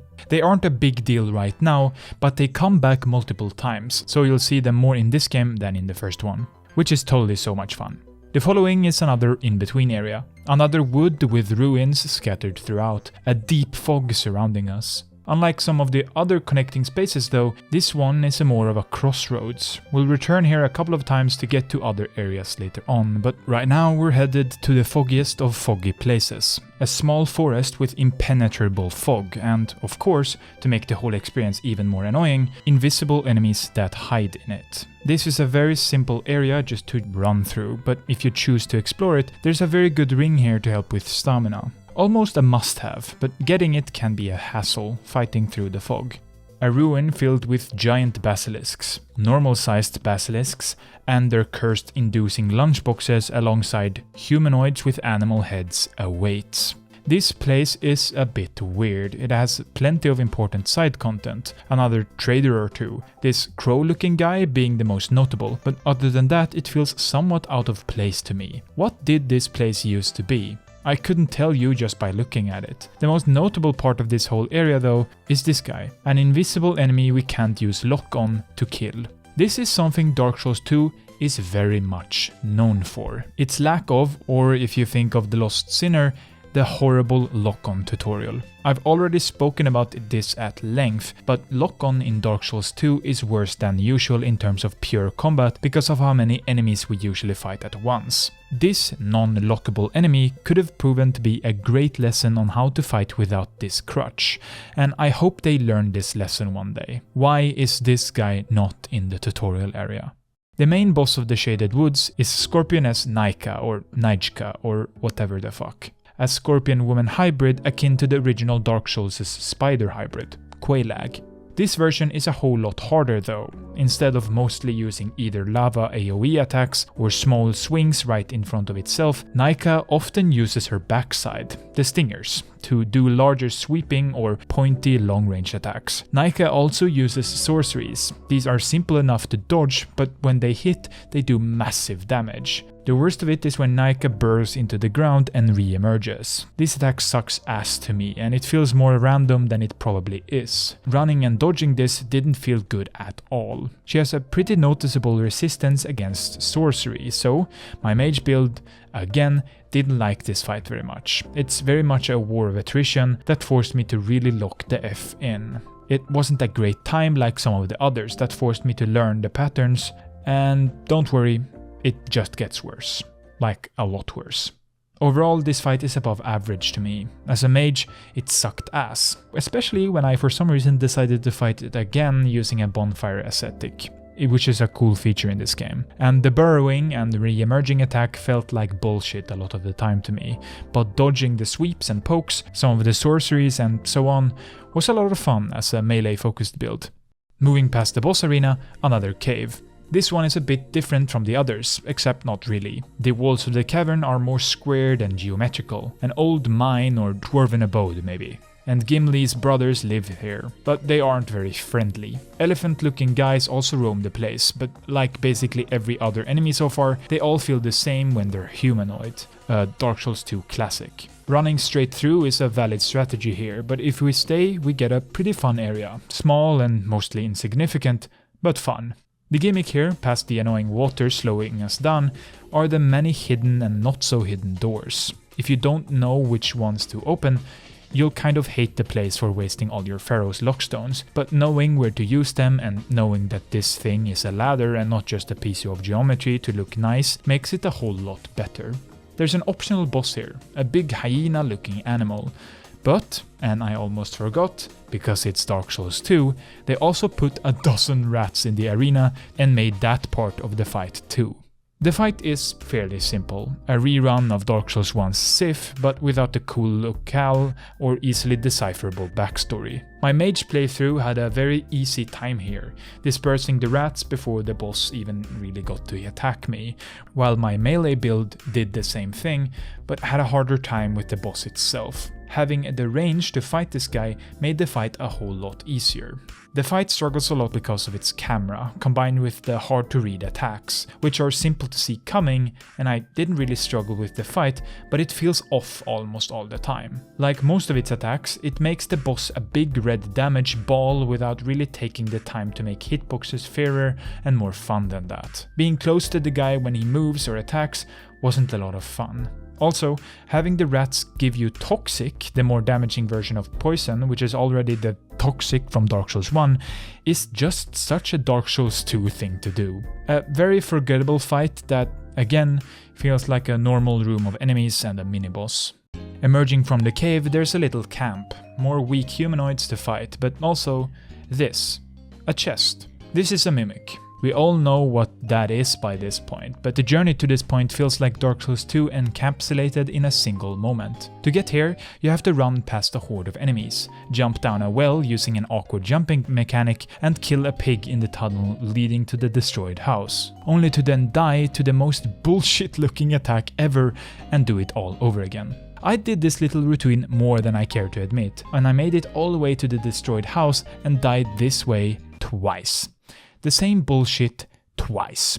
Give it up for Dark Souls 2, everybody. This place looks pretty awful to me. Low quality textures stretching to the horizon pretending to be mountains.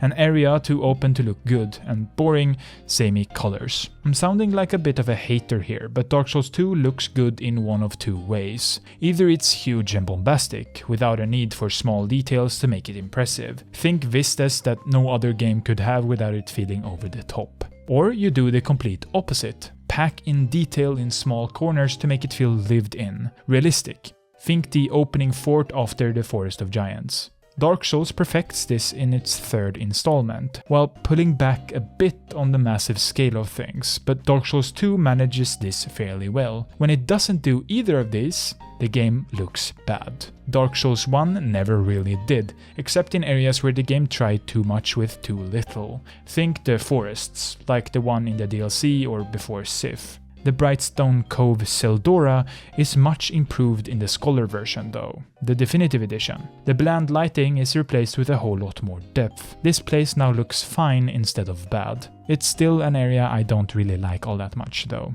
It opens with the camp I ranted about before. Then we descend for a bit, past hollows with tools. We see a church and some kind of mineral protruding from the ground below. The gimmick here are a large number of small, creepy looking spiders. The torch scares them away, so it's pretty useful here. Except that's only a thing in the definitive edition, which is stupid. Working our way through the church, we come upon a fog wall.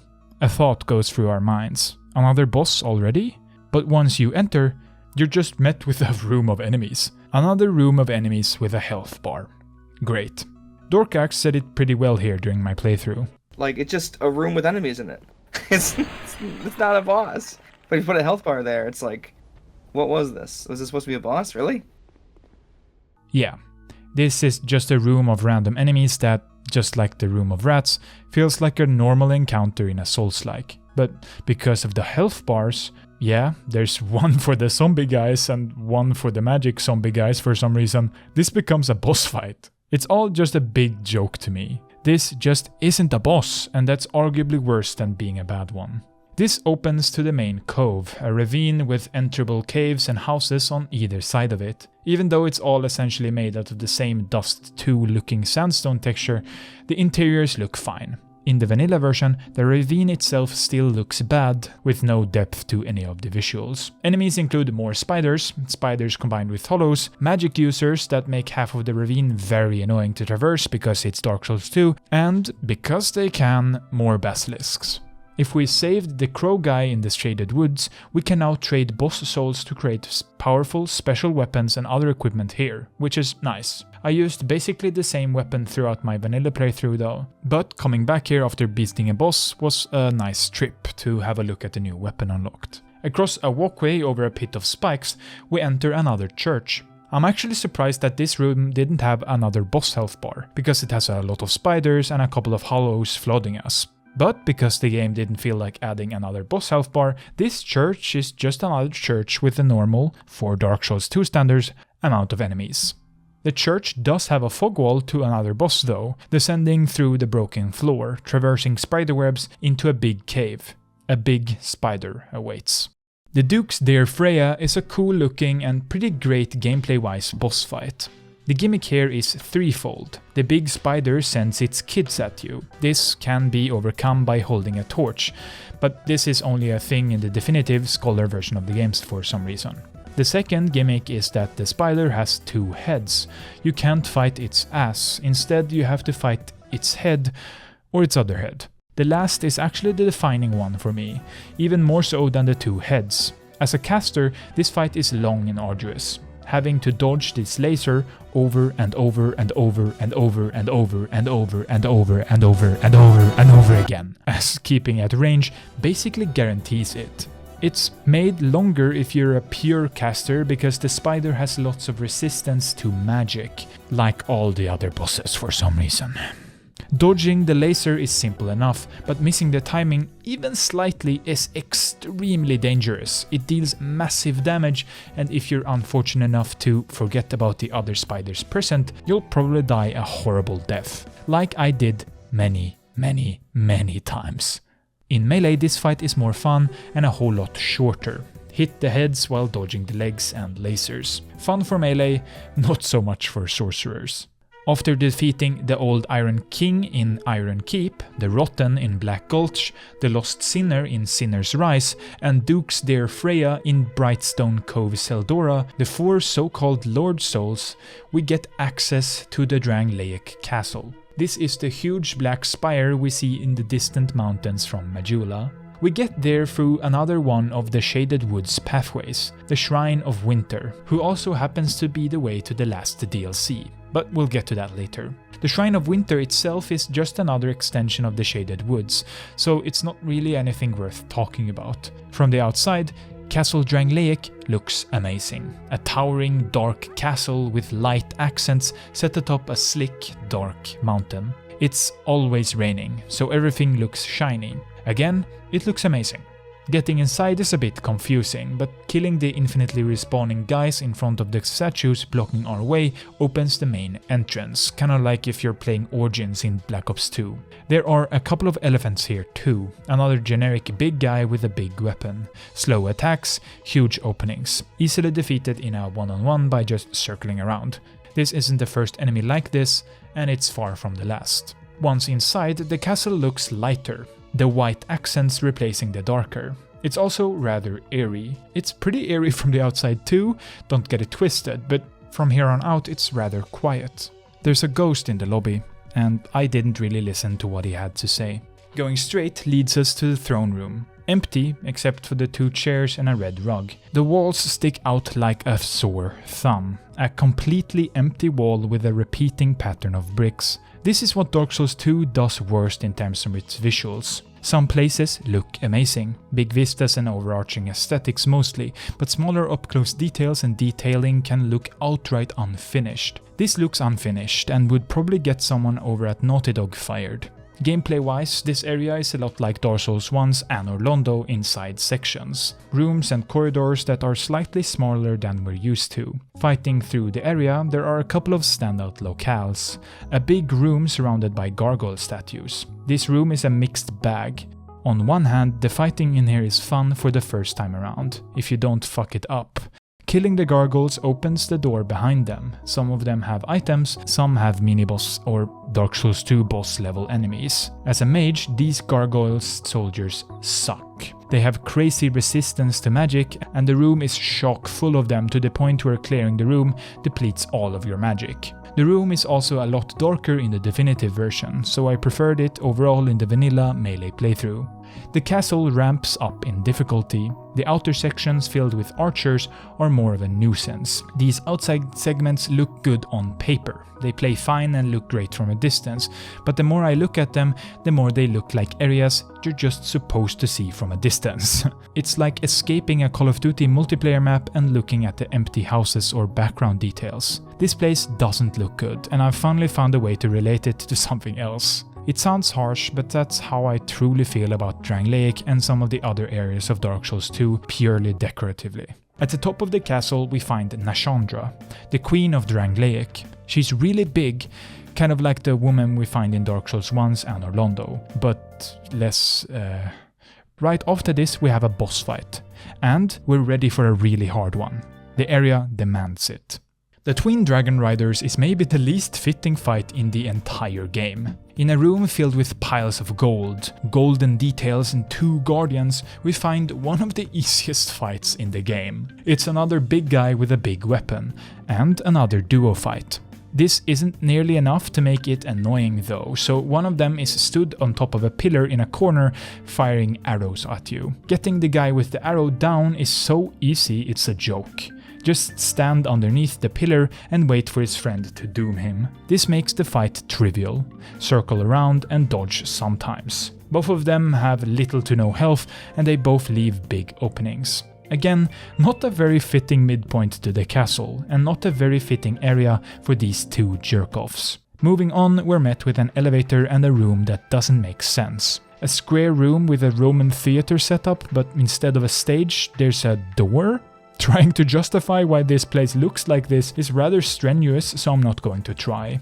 If it's meant to be a dreaming and confusing castle, they also missed. There's not nearly enough of this to make it feel that way, and instead it just looks bad. Taking the elevator up, we find a cage with a humanoid lock. This actually looked interesting, but the game didn't shove anything in my face, so it never meant anything to me. My fault obviously, but the story isn't very approachable. I never really tried, but it's not as simple as saving a fading world. Like always, the story should come through in the gameplay, and unless the story is that you're an annoyed guy killing anything powerful, then I didn't really get it. Except, oh yeah, the girl in the cage is called MILF something, which is pretty fun. Climbing way up on top of the castle is the final fight of 𝙧𝙧𝙖𝙡, and it's actually a good one this time. Getting there is rather annoying though. The corridor leading up to the fog wall is packed with enemies, and they aren't a joke either. Lots of damage and fast attacks.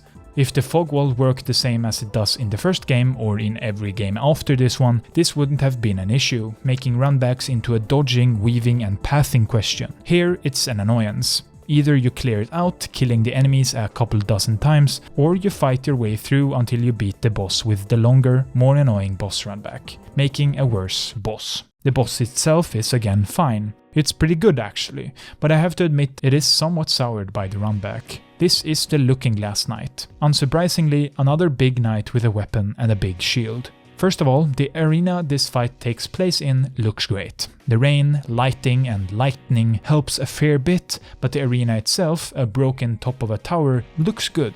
The Looking Glass Knight himself has a great look, a silver-clad giant with ornate armor. Visually, the fight is great.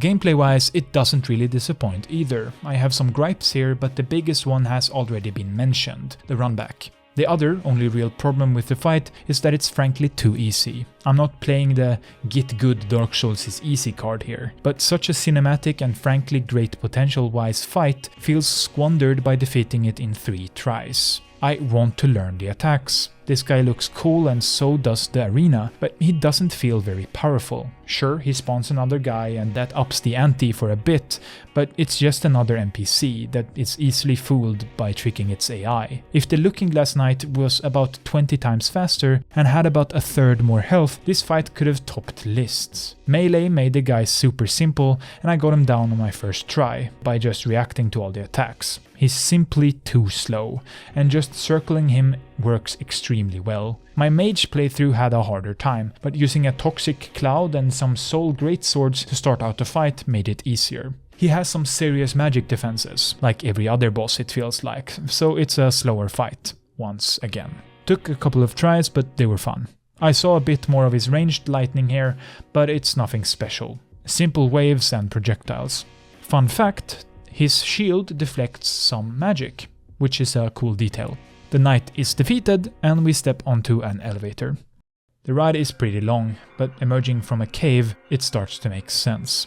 This is the Shrine of Amana, maybe this game's most infamous area. By this point, over an hour into the video hating on basically everything, that should tell you something. But I don't think it's the worst area. We'll get to that later. What it is though, is the worst area without counting the DLCs. Visually, it's pretty good actually. A cavern like the sandy beaches of Dark Souls 1's Ash Lake, but darker, and the trees are replaced by roots crowding the ceiling, the sand replaced by gravel. In the vanilla version of the game, this place looks considerably worse to me. It's darker but also more flat. The Scholar Edition ups the contrast, which doesn't always work but also seems to add some reflections and more fidelity. It also makes the water harder to look through, which is a huge downside actually, because like Dark Souls 1's Ash Lake, these beaches aren't very gradual. When you go too far, you just fall off the edge, and finding that edge is harder than it should be. This is problem 1 of this place. Secondly, the enemies down here suck ass. They hide in the water, waiting to ambush you and annoy the ever-living shit out of you. The only good enemy down here are the knights, but these are horrible outside of 1v1 situations because of their longer attack patterns and high damage. They will absolutely fuck you up. The third and biggest problem, the thing that made Shrine of Amana so infamous, are the magic users. They're introduced after a fog wall, so they could have been a boss, leading into another part of the cavern, alongside glowing blue flowers. It's pretty fitting, they look magical. These magic users shoot magic from insane distances, and their magic is, of course, homing, so just moving a lot to avoid them isn't enough. But if that would be it, this area would have been just another annoying area to run through. The Anorlondo archers without the falling off the map, but that's not it, because they also added a lot, like a shit ton of enemies down here too. The worst of it is just before a fog wall leading to a bonfire. 3 magic users and, depending on how you fight, 2 or 3 knights. Getting a shot in, especially as a magic user yourself that can't lock onto anything far away to dispense of the mobs, makes this single encounter the worst up until this point. It's horrendous. Horrible. And it just continues after the bonfire, making it one of the worst boss runbacks, which is saying something. The boss in question is the Demon of Song, a frog with a guy hanging out inside of it, but not in a sexual way, but in a Dark Souls fucked up kind of way. The gimmick is that you can only damage the boss if you hit the guy inside of the frog. It's a fine gimmick, but it's not utilized all that well. He's outside of the frog skin a bit too much, so it doesn't do that much. The attacks are all fun to play around. Standouts include the charge it does when hiding in the frog, the swipes and the huge overhead swings. Looks cool. Too bad it's a boss in Dark Souls 2 though, because this guy hits like a truck. A 2-shot most of the time on my builds, even with plenty of health on my end. As a caster, this fight is simple. The frog dies quickly and is easily shot from a distance. It could be too easy though. Overall, the fight is good, if not like most others in Dark Souls 2, somewhat soured by its horrendous boss runbacks. The battle is above average for the game, and the boss looks pretty cool. It's not just another armored knight at least. Another elevator ride further down still, the Undead Crypt, a dark series of grey corridors filled with undead in all forms. A favorite enemy of mine from this place is the big guys dual-wielding shields acting as barriers. These actually feel very separated from the other generic big boys with armors, and I wish more enemies were made like this. They're very unique. There are also ghosts in the walls and more generic skeletons. The gimmick down here is that it is dark and oppressive, but there are plenty of mini gimmicks here too, like the bells that attract enemies and the gravestone-looking rocks we break to move more freely. Enemies can also hit these to attract more of their friends, but this feels underutilized and never really came up in any of my playthroughs. To be completely honest, this area, like most of the others before it, felt like a set of corridors to run through, made to be put into a game. Except for the last corridor, this doesn't really feel like a place, but a level in a game. The magic users down here aren't that annoying compared to lots of others in other places, but they aren't saints either. The first couple of rooms are the most annoying, but don't worry, the run back to the first boss of the area is somehow worse. This run back is a grand corridor. Looks great by the way, but it is filled with enemies. It's like the Looking Glass Knight, but scaled to about 3 times the size and about 2 times the annoyance. Killing the hollow hitting the bell under the stair helps somewhat, but the most annoying part of the runback isn't the respawning enemies triggered by this, it's the big guys just by the door. If this type of criticism is starting to feel a bit copious, oh, another boss with a horrible/annoying runback, I promised you that writing about it is even more maddening.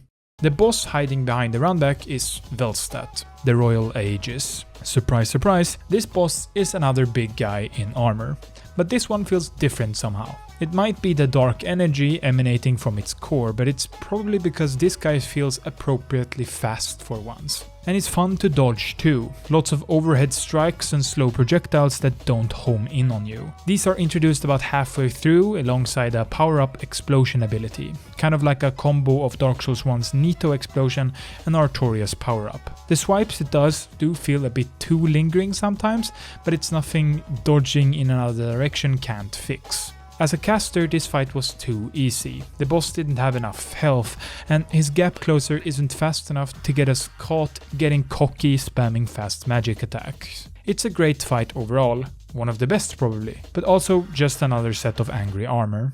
After the fight, we get to my favorite room in the game. King Vendrick, a giant husk of a man, roams around an empty, dark room. He drags a sword behind him, surrounded by statues. The sound of his footsteps echoes. A sad piano plinks sometimes in the background, setting the tone. This is the type of shit I want to see in the franchise. It's what fills most corners of Dark Souls 1. I like these quiet in-between areas. Dark Souls 2 has a few of these, rooms not made for fighting and being annoyed in, but not enough for me to care about this world. I loved Ash Lake because of how huge it is, a single NPC and 1 enemy. Dark Souls 2 would have put 20 mages, invisible enemies and a generic boss fight in the middle somewhere. We pick up the ring in the room, the King's Ring, and progress into Aldia's Keep. Another location, another castle.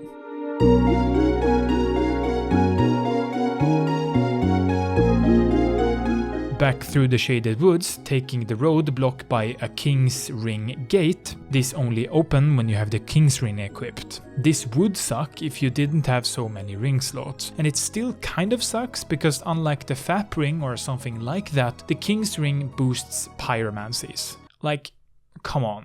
Let me keep it in my inventory and still open the gates. It's just a time waste. Aldia's Keep is another shaded woods looking location, but this time around it's a mansion. This location, like most others, feels like a corridor with a couple of rooms to the sides. It's not very inspired, and it's not very memorable either. I can run through the entirety of Dark Souls without really thinking, but even when I was doing 3 playthroughs side by side, I had to reacquaint myself with the convoluted pathing I had to take through the game. It does arguably get even worse when we fight the giants in a bit. The first couple of rooms here are cool. A giant dragon skeleton makes the room about 1 billion times cooler and just as unforgettable. They just had to put another basilisk in here though. And all this basilisk spam is making the first game's use of them a lot less impactful. These guys were a staple of the depths. A highlight, or maybe more accurately a lowlight of that place, but here in Dark Souls 2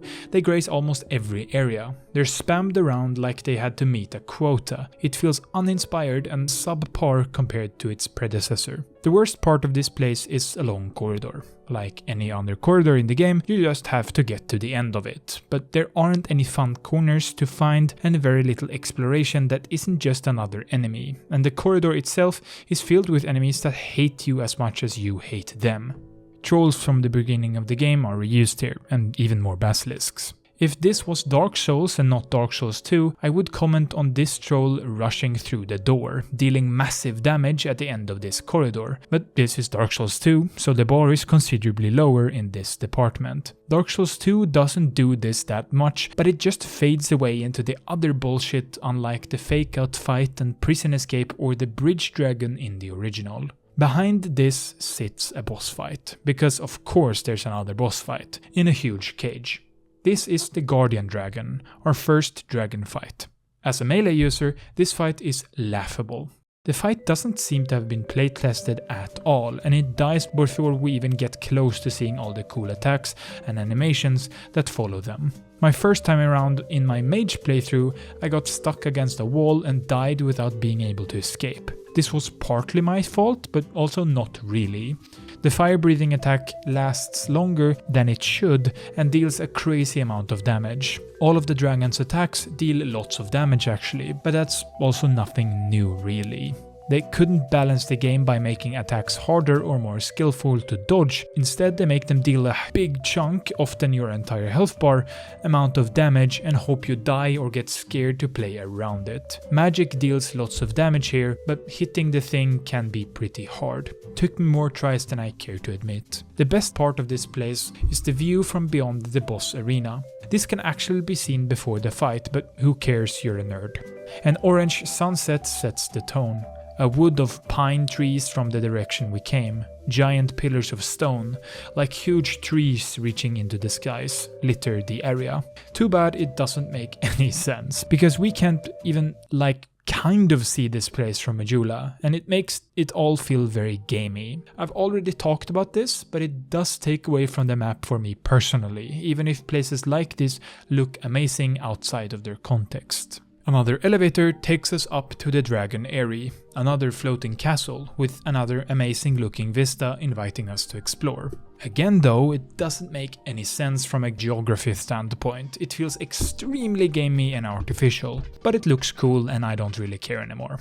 We rush around on suspended rope bridges and tall, skinny mountains of rock, making our way to the castle. Because of the many dead ends and softlocks this place has, the girl from the bonfire gives us an aged feather, acting as an infinite supply of homeward bones, sending us back to the bonfire.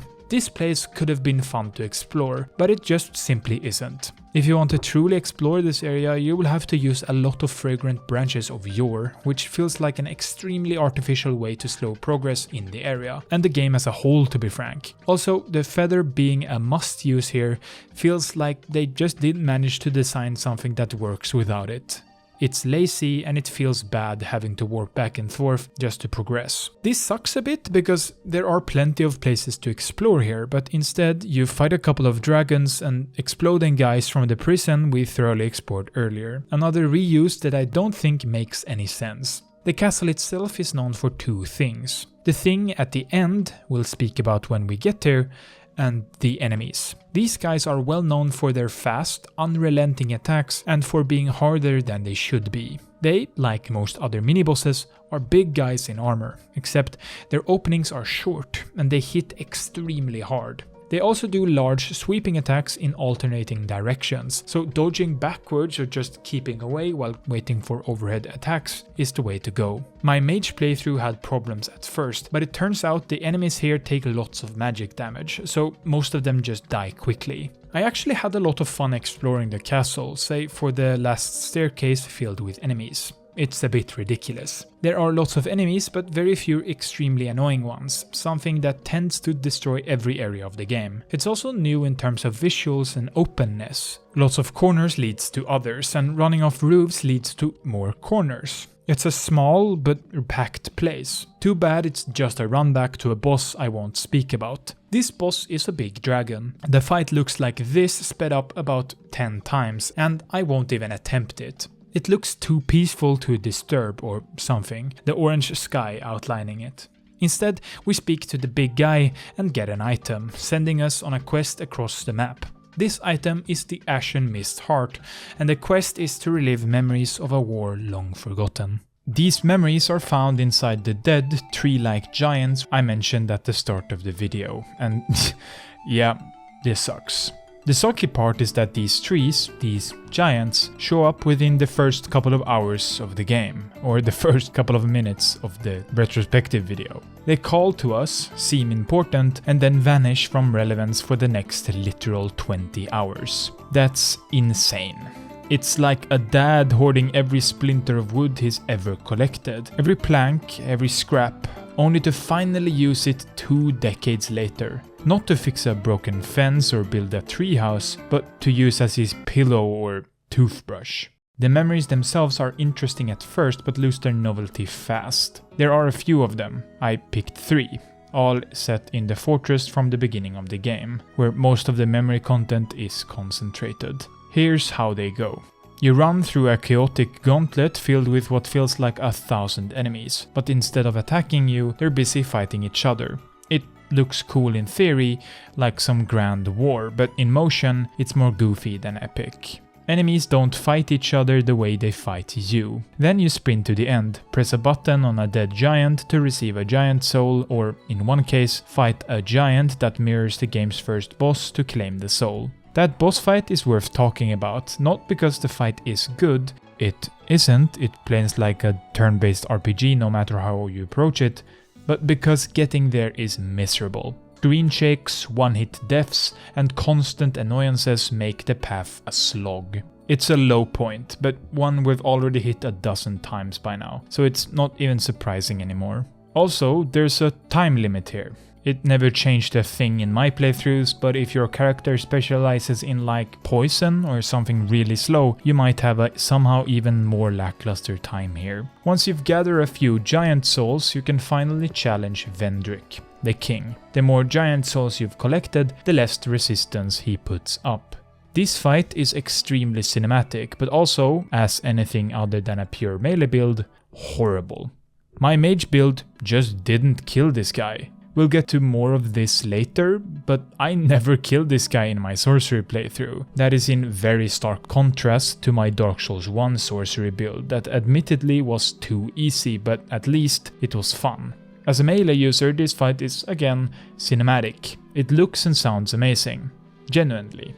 But it plays so boring. Stay behind the guy and hit his ass when he attacks. Trying to stay in front or at any kind of distance at all makes the fight so long and drawn out, and most of his attacks are large and sweeping. Not that there are many of these attacks.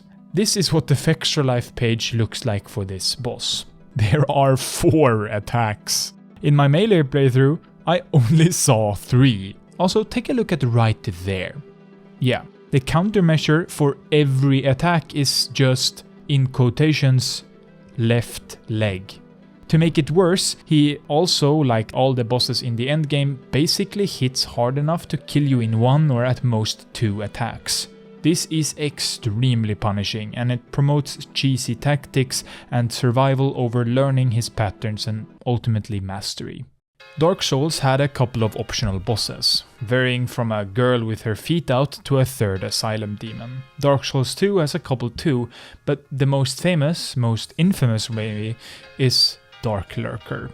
Getting to the fight is, like in Dark Souls, a bit of a secret. To unlock the fight, we have to speak to a scary looking old guy and get teleported to a cavern somewhere. Once in the Black Gulch, once in the Shaded Woods, and once in Drangleic Castle. These teleports costs us humanity, an item we can farm, but it still sucks if you use these on the regular. I never managed to run out, but you definitely could. In these caverns, our goal is to light a fire and get out through the back. Don't worry, this is Dark Souls 2, so it's not that inoffensive. These caverns are filled with NPCs with huge health bars, annoying loadouts, and crazy damage outputs. There are 2 or so normal enemies too, but these are nothing compared to the NPCs. I could talk about every single cavern here and why they suck, because they all do, but instead, let's look at one of them for just a little bit. The worst one.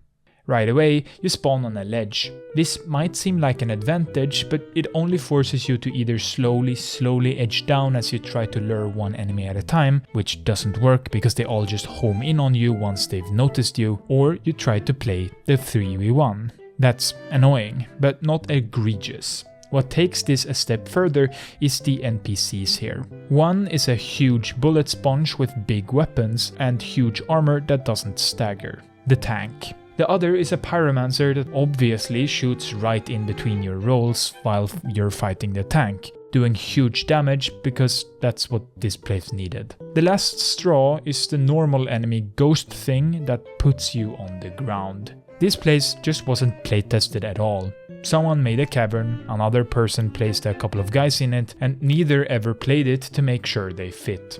Now to my favorite part. This is technically a boss runback. Man, Dark Souls 2 is so hard, right? Remember the hard runback to Dark Lurker? Fuck off. Thankfully, you can choose what cavern you want to clear before the fight, so you don't have to do the one I just talked about after you beat it once. Oh yeah, I somehow forget to mention that you have to fucking clear the cavern every time you want to fight the boss. Holy shit, this runback sucks. Now let's actually take a look at the boss. Dark Lurker is this game's hardest boss. That's including the DLC for me personally. Some will object to this with the addition of the DLC, but I think that by then, in the DLC, you're so powerful the bosses are made easier. Dark Lurker is a dark angel-looking figure in the darkness of a cave. While close to the boss, most of its attacks are swipes with a sort of beam sword. These are simple to dodge but deal massive damage, fun to avoid but severely punishing. Most of what you'll be doing though is dodging ranged attacks. These are somewhat extreme. Still fun to avoid, but not always.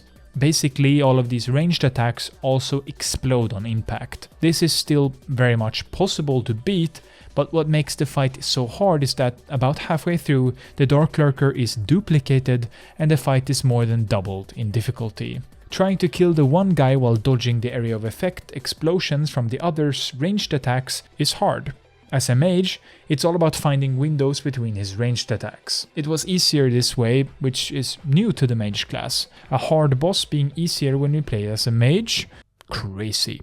Ultimately, it's actually not too difficult. There are a very limited number of attacks, and you can hit both of the Dark Lurkers at once to do massive damage. Dark Lurker, as a boss, in a vacuum, separated from its horrible quest and runback, is a fine boss. A solid 7, maybe an 8. With its runback, it's a 4.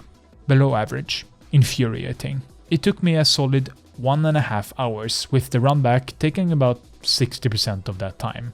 With Dark Lurker out of the way, we've come to the end of my main game section. We could go finish the game right now actually, but I bought the definitive edition, so let's get to the DLC. There are 3 of them in total, one for each crown of an old dead king.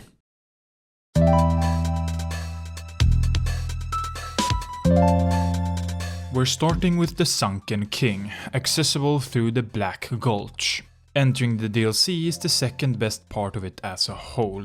That's saying quite a lot, because we won't speak about the other until the very end. A dragon sleeps in our path, a boss we'll fight later on. This place looks amazing, a giant cavern with Mayan temples. In terms of color, it's rather one note, greenish blue, but contrast here is better than you'd think, so it still looks great, layering the temples with the foggy dark cavern, light emitting from the crystals strewn about. Enemies are generic here, hollows with swords, sometimes a bow or something like that. There are a couple of others, namely a couple of weird bugs, but mostly just simple hollows. The gimmick in this DLC is interactivity in the environment. These come in the form of contraptions like elevators, traps or doors we can activate by shooting an arrow at a specific pole or button. These are fun but ultimately underutilized in my opinion. I wish I could just explore this place more by raising platforms in unexpected ways, but it just plays out like most Dark Souls 2 locations so far. Run to the end or die by the billionth enemy. They haven't slowed down on the enemy placement here, and it shows right in the first area. At least 9 crowd the first arena, and they aren't placed very well. Nothing new for the game obviously, but I thought that with the feedback from the main game, they could have made it differently, or at least toned it down. Crazy idea, right? What the fuck is feedback? The first area is again very spammy. I like the platforms, but I rushed through here because of the enemy spam on basically all playthroughs. The second area is when we enter the Mayan looking temples, but just getting there, even after the big town feeling area before it, is annoying. Enemies crowd every walkway, and the next bonfire is still far away for some reason. That's not something I say that much. I generally like the low amount of bonfires in the first game, but here I can admit that I just wanted to skip the area before. My mage playthrough was particularly horrible. I've already talked about how nerfed it is compared to its predecessor, but here it's worse by about double. I hated this DLC as a mage, but we'll get to that a bit later. The Mayan temple introduces another gimmick. Ghosts that can't be damaged until we break their graves. I admit I like how they introduce and teach us the gimmick, giving us a room filled with these graves and a couple of ghosts to swing at. But the rest of this place is so horrible that I don't really like that positive detail. The place is, like usual, filled to the brim with enemies, so the gimmick just kind of fades away into the back of our mind. A specific corridor comes to mind, long and tall, filled with holes and contraptions to use. I like this, but it did feel like the devs just put all the combat, then put the puzzle, then all the combat. It feels like they weren't even kind of a team. At the bottom, or near the bottom of the temple, we get invaded, and this fucking guy, 𝙧𝙚𝙖𝙡𝙮, is some of the worst shit I've ever seen in the game. This is an NPC fight, and he has an unlimited amount of stamina and uses of his pyromancies, a huge health pool, and he looks goofy as crap. My melee playthrough killed him pretty quickly, but he was no joke. Not even close. On my mage playthrough though, holy fuck. The health pool is so big that I resorted to using a rapier, and the damage, crazy. He kills me with 2 hits, so if they were close in succession, even just kind of close, I was dead. This was almost my last drop, but not yet. I beat him and moved on. We're at the bottom now. The weird 2-legged dragon looking things from the lost 𝙧𝙚𝙖𝙡 are here, and we run past them. There's nothing here worth noting. Back into the Mayan ruins and the boss fight. There's a pretty cool descent here through the temple that I want to highlight. One of the better areas in the game in terms of exploration actually, and what I thought the game after Dark Souls would do more. But alas, they just made it a fucking corridor filled with mustard gas that smells awful and kills you if you don't breathe it 1 molecule at a time. Next up is a boss, one of 3 in the DLC. These all come very close in succession, 2 of them right after one another actually. But this one, the optional one, is a bit more out of the way. I won't even try to explain where it is, because I don't care and neither should you. The way there, the run back, is quite notable though. Dark Souls 2 wanted to emphasize co-op in its DLCs by creating at least one boss with a summoning place before it. This wasn't enough, so, without fail, they also wanted the run back to be horrible. So annoying and brain dead and untested that you might make it through better with a friend or 2. We'll speak about this more in the upcoming DLCs, but yeah. This runback is filled with traps, literally dozens of enemies in every room, and the petrification status effect, which obviously instantly kills you. That isn't enough though, because after this horrible, and I mean biblically fucking trash runback, we meet 3 NPCs. That's it. That's our optional fight hidden behind a corridor of horrors. This fight as a melee build sucked. Just keep away and try to get a hit in and gank one of the NPCs with your bros you summoned earlier. It's an NPC fight, who cares? As a mage, this fight literally broke me. I have skipped a single boss up until this point. The dragon we find at the end of the Dragon Eyrie, and this is my second one.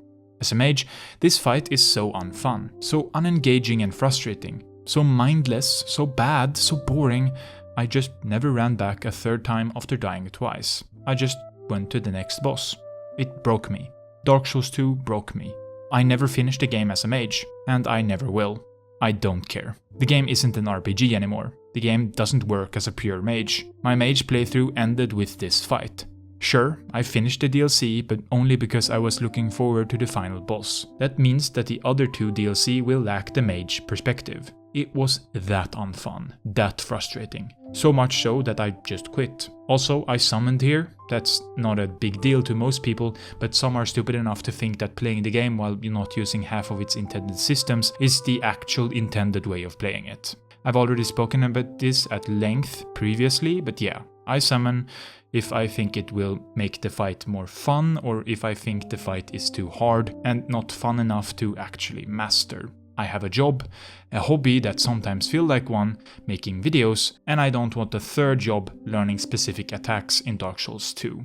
The next boss is Elana, the 𝙧𝙚𝙖𝙡 queen. This fight is pretty good, but quickly becomes worse once the boss starts summoning help.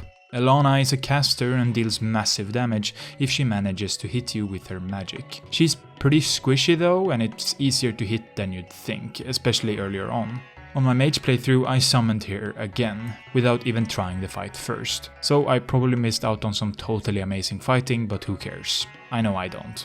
In the next room, we have the DLC's last boss, Sin, the slumbering dragon. The dragon we came across at the beginning of the DLC. This fight, and this might give you some whiplash, is probably my favorite pure dragon fight.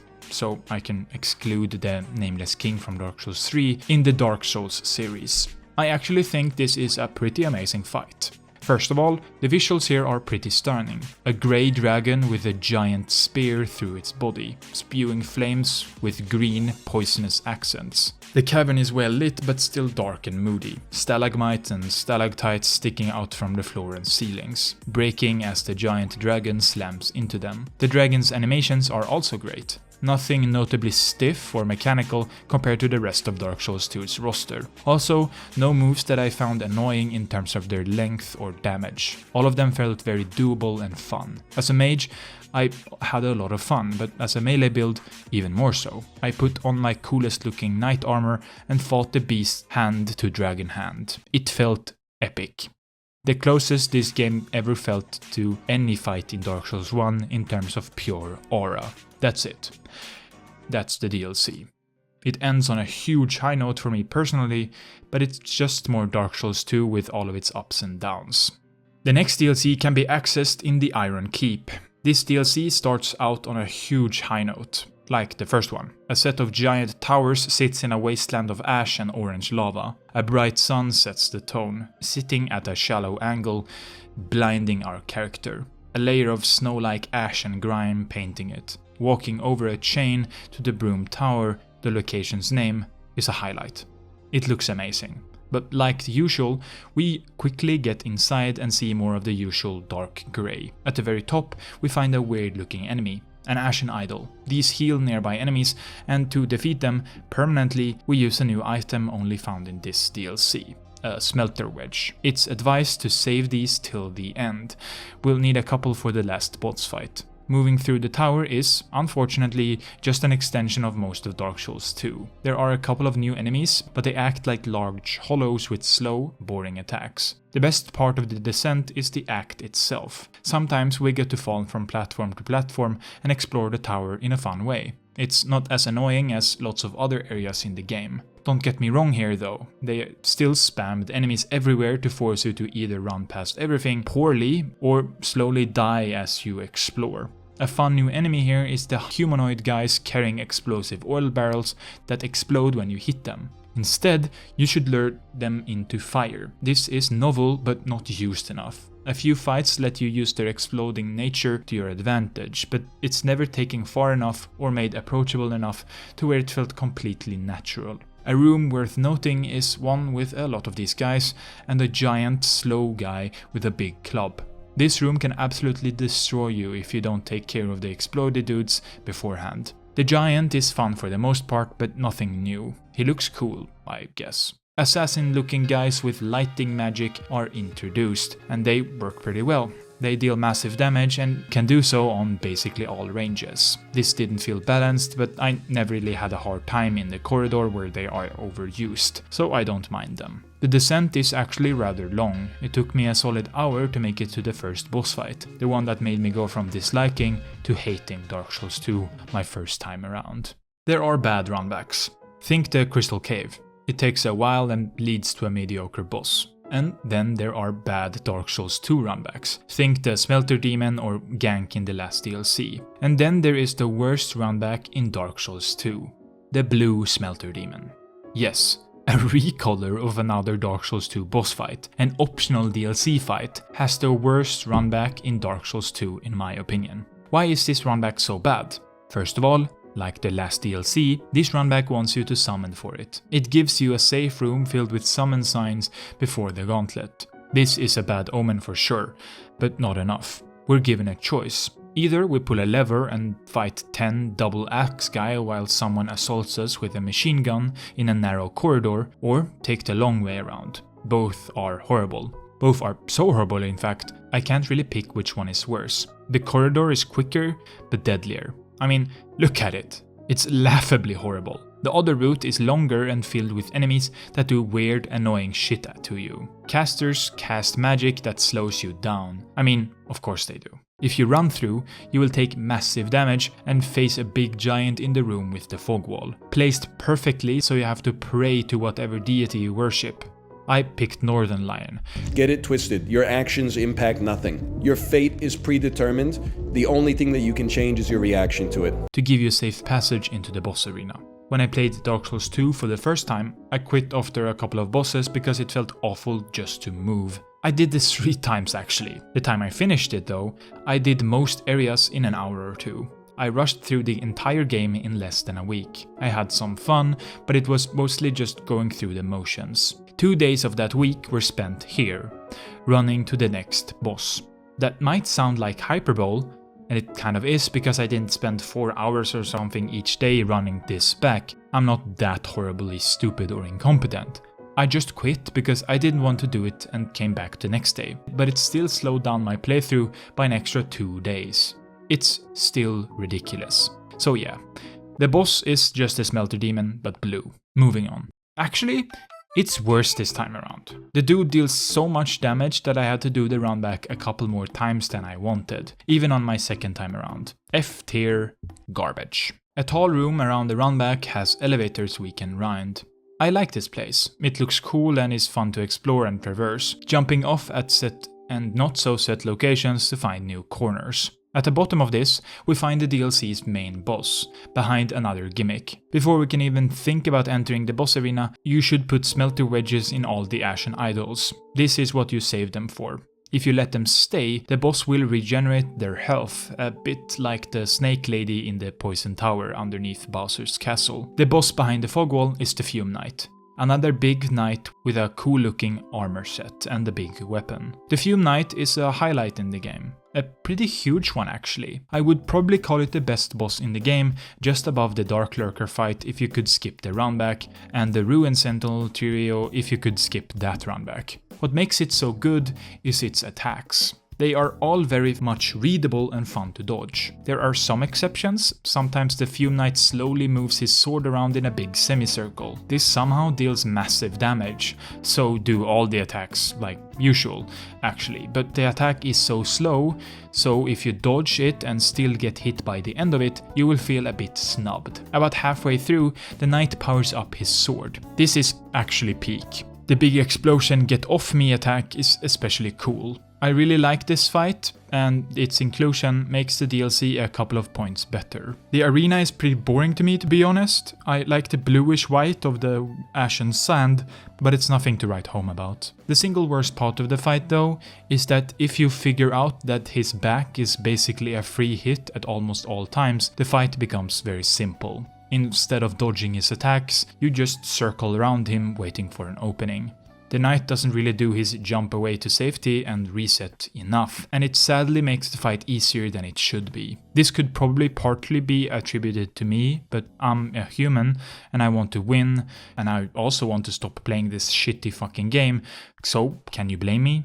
One of the best parts of the fight is its lack of a horrible runback. This was a plus for Sin 2, but that one was almost ridiculous. A boss, then a room with a bonfire, then a boss. This actually gets worse later on. This one is very manageable, and if you're fast, you can actually get a couple of hits in before the guy even starts attacking. Having a short runback like this makes some of the bosses better. I would talk about this more if this was Dark Souls 3, but it allows bosses to be more complicated, because instead of playing to survive or just rushing through while healing, the short setbacks sets you up to actually learn the moveset at least somewhat. Another detour, another optional boss. The prerequisites for this one are that you fought the Fume Knight and obtained a key. The way to the boss is, like always, a bit of a journey. Just the area before the runback is notable. We fight NPCs on a staircase. This could have sucked, but they play too nice and give you the 1v1, so they die easily. Like the Memories of Giants we do in the main game, this runback is a teleport. A bit like Dark Lurker 2, I guess. This runback is infamous. It's not close to the blue smelter demon or anything like that, but it's extreme. There are dozens of enemies here, a corridor of death, but it's easier than usual to just run past. The most annoying part of this are the Alon Knights spammed all over the place. You'd think we thought enough of them by this point while making our way through Iron Keep. Another bad runback filled with these guys. How original. Behind the runback we have an above average fight, Sir Alon. Another ninja looking samurai dude, but with a long katana and more aura. Most of his attacks are lunges or vertical strikes. These are fun to dodge when they work.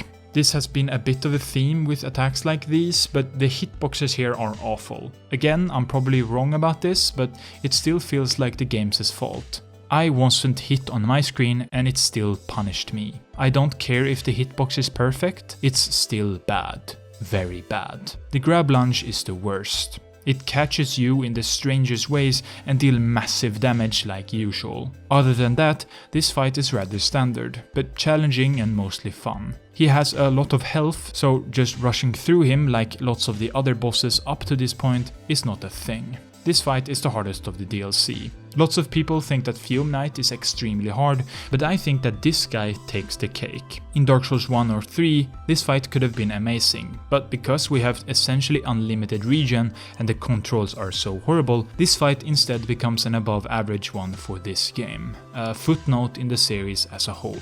Too bad. It's actually pretty cool.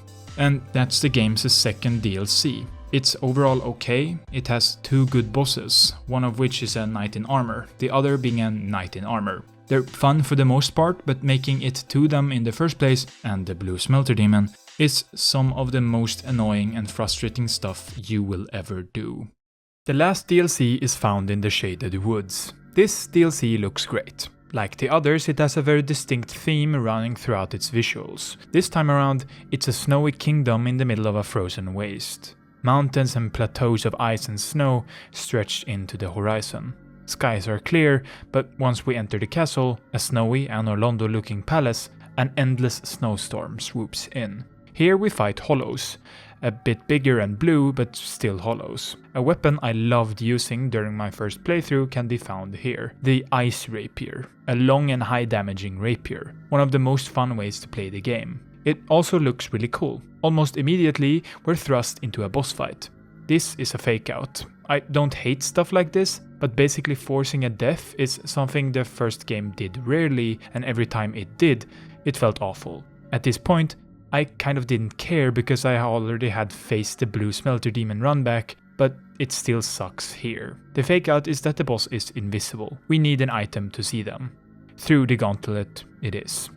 The following area is fine. The enemy spam here is severe, but the exploration is fine nonetheless if you take your time. Certain paths are blocked for now with the ice and snow, but we'll return to these when we turn off the weather machine. We find the item we need and return to the boss. A big blue tiger with ice particles. This is Ava, the king's pet, a fine boss. The tiger uses a lot of magic that is fun to dodge. Some of the swipes and normal attacks look kind of goofy and mechanical. This is a bit of a through line in the entire game, but it's very noticeable here. I'm not a big fan of the arena. It's shrouded in a fog that doesn't look very good. It's bright and just kind of white. A bit boring to me. Overall, it's a very forgettable fight past its introduction, which isn't very good. We enter the main palace, a throne room, and talk to someone about this place. We're given a quest to kill some guy, so we get on with it. We could technically do this boss right now, but without help it's a huge chore. Instead, we return to the areas we missed and find some friends. This is a fun reuse of some of the locations, but it doesn't always work very well. The ice has melted away in most places, and for some reason that means more enemies, because that will make the game more fun, obviously.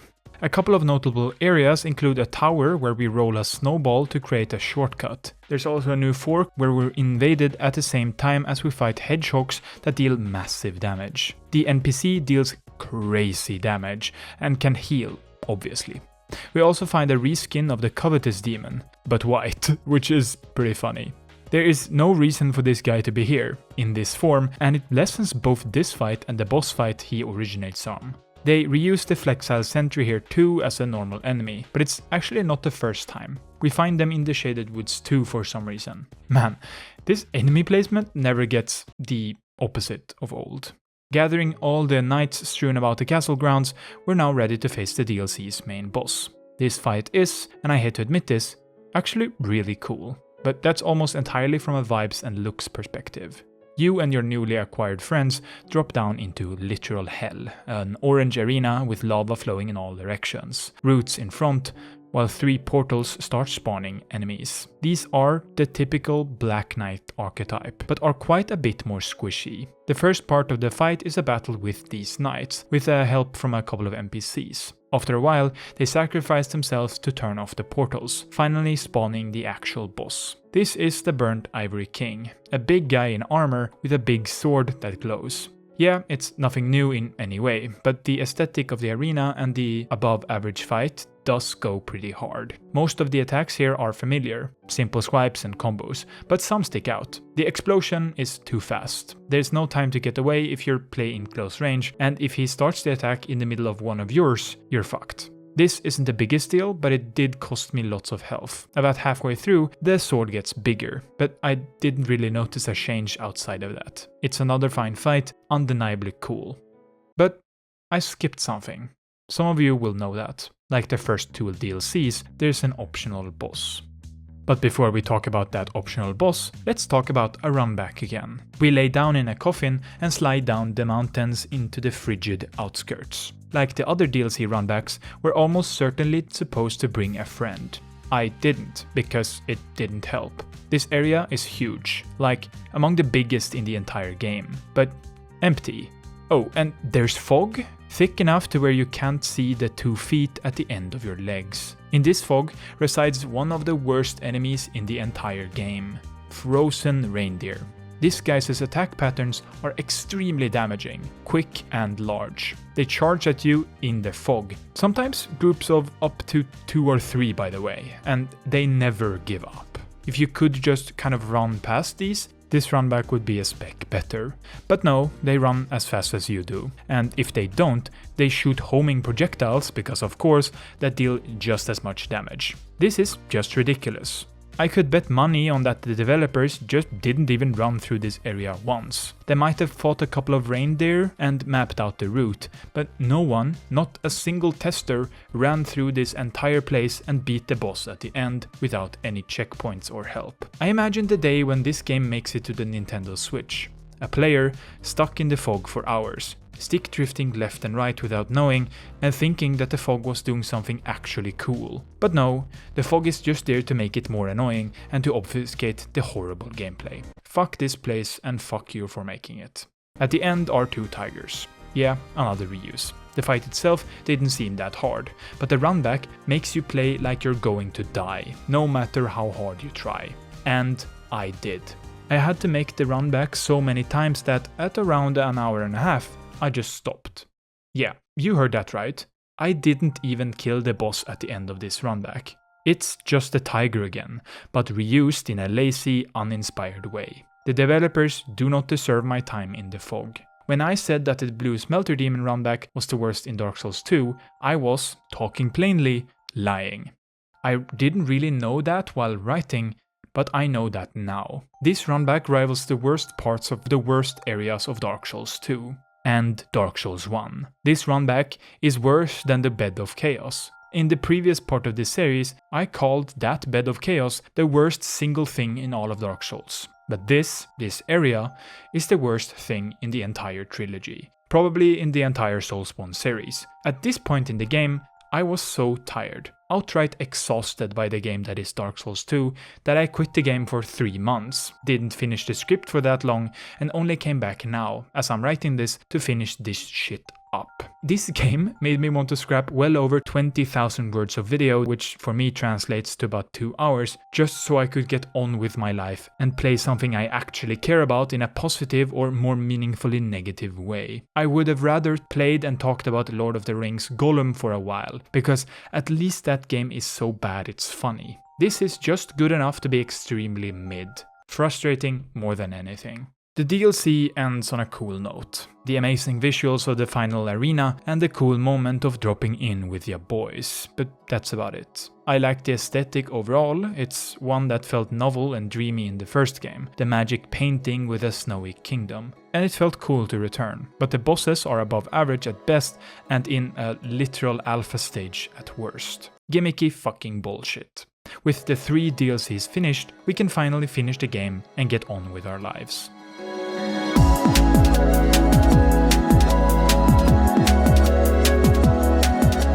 The main game ends with a gauntlet of 3 boss fights, depending on how you played. I don't know the prerequisites and I don't care enough to look them up, but I managed to get it right in all of my playthroughs somehow, so it can't be that hard. This also changed after the release, but I don't know in what way, and I don't care at all, and neither should you. We return to a door in Castle 𝙧𝙚𝙖𝙡𝙮. The King's Ring is one of the prerequisites, I guess, and walk an almost floating path down in a dark cavern to a fog wall at the end. Below is an endless depth of dark. Walking on the path looks stupid for some reason. The game's animations seemingly don't work very well while walking down a slope like this. The fight behind the fog wall is actually rather good, and Ornstein and Smough-like without it being hard. It's frankly extremely easy. I died here, but only because I could have won by just hitting the weaker guy just a couple of times. I then found out that I have to re-equip the ring I had changed out before. Just perfect Dark Souls 2 stuff right there. The fight could have been great, but it just isn't. The attacks are all fun and look cool, the duo gimmick is overused but very good, and the boss is aesthetically pleasing. But it just dies so quickly. The second boss of the gauntlet starts right after the Throne Watcher and Defender. That's what they were called, by the way. The name is so generic that I didn't even need to say it. The next boss is Nashandra, and she's fine. Aesthetically, it's Nito but female and without the cape. She also used a whole lot more magic instead of physical attacks. The gimmick here is the curse status effect, but it doesn't work very well. The few attacks I saw here were okay and fun for the most part, I think. It's, again, probably an okay fight, but she just dies as quickly as the guys before her, so I wouldn't really know. This is followed, again, by another boss. Aldea, Scholar of the First Sin. The weird tree thing we get exploded by. I might have not mentioned that, but who cares? I don't really dislike how they placed 3 bosses in the same room, but I think they should have made the arena look different or something to change up the pace. The boss fights are all very different, but at the same time, not really. Especially from the second to this one, the third. The third boss, and the last one of the game, is one I think most people who have played and finished Dark Souls 2 forgot. That goes for the 2 before it too, actually. And for about half of the rest of the games as bosses, to be frank. But this one is especially bad. This is the final boss of a Dark Souls game. The game is known for its difficulty, but after that, it's boss fights. The last one has to be special somehow. It doesn't have to be hard, it doesn't have to be innovative or whatever, but it has to be special. Special enough to where we remember it at least. Dark Souls ends on a banger. The walk to the final boss is basically just as good as the boss itself. An amazing vista. That doesn't work here, not because the place looks bad, it's just more Dark Souls 2 drab and grey, but it's placed in a room with 2 other bosses, right before this one. It's just not special enough to be notable, and it very nicely summarizes my experience with the bosses of the game overall. The attacks here are very simple. Dodge a ranged thing, a sweep or a slow branch, and attack back when the tree isn't on fire. The boss keeps teleporting to prolong the fight, but it's really nothing special. Some of the attacks of the boss right before this are repeated, which again is really funny for a final boss. They couldn't even make a unique set of attacks to separate it from a fight literally 3 minutes before it. Yeah, that's Dark Souls 2. There are two endings that mirror the first game. Either you become the evil king or walk away back into the darkness from whence you came. Who fucking cares? I prefer the ending where you just kill everyone and then just walk away like nothing happened. Basically what I did. Killed all of the bosses that weren't jokes or busted and moved on. Credits roll. Here we go. I still really don't like it all that much. That in itself isn't a very controversial opinion. A majority of people who have played the games can agree that it places very low compared to its predecessor. The minority is extremely vocal though, and they love the game so much that it's hard to believe to what degree. I've seen entire channels that are made and flourish just on this idea of defending the game, to the point of it being completely insane. If you are one of these people getting ready to debunk me, thank you. That's one of the reasons I'm talking about this game frankly. It's going to spark debate, which is going to help my small channel out. That's not the only reason why, obviously. One of the biggest reasons is that I want to make a video about Dark Souls 3 and this felt fitting. Also, if it looks like I'm playing bad on purpose, you're mistaken. And yes, that's something that often comes up in these debates. I don't like Dark Souls 2, but like gas station level sushi I bought a while ago, I still finished it. I mean, I paid for it, but it still wasn't very good. And this set of playthroughs has solidified that to the very core of my being. In every conceivable way that matters to me and to most people, Dark Souls 2 is an inferior version of its predecessor. I've demonstrated most of them here, but let's stroll through them again.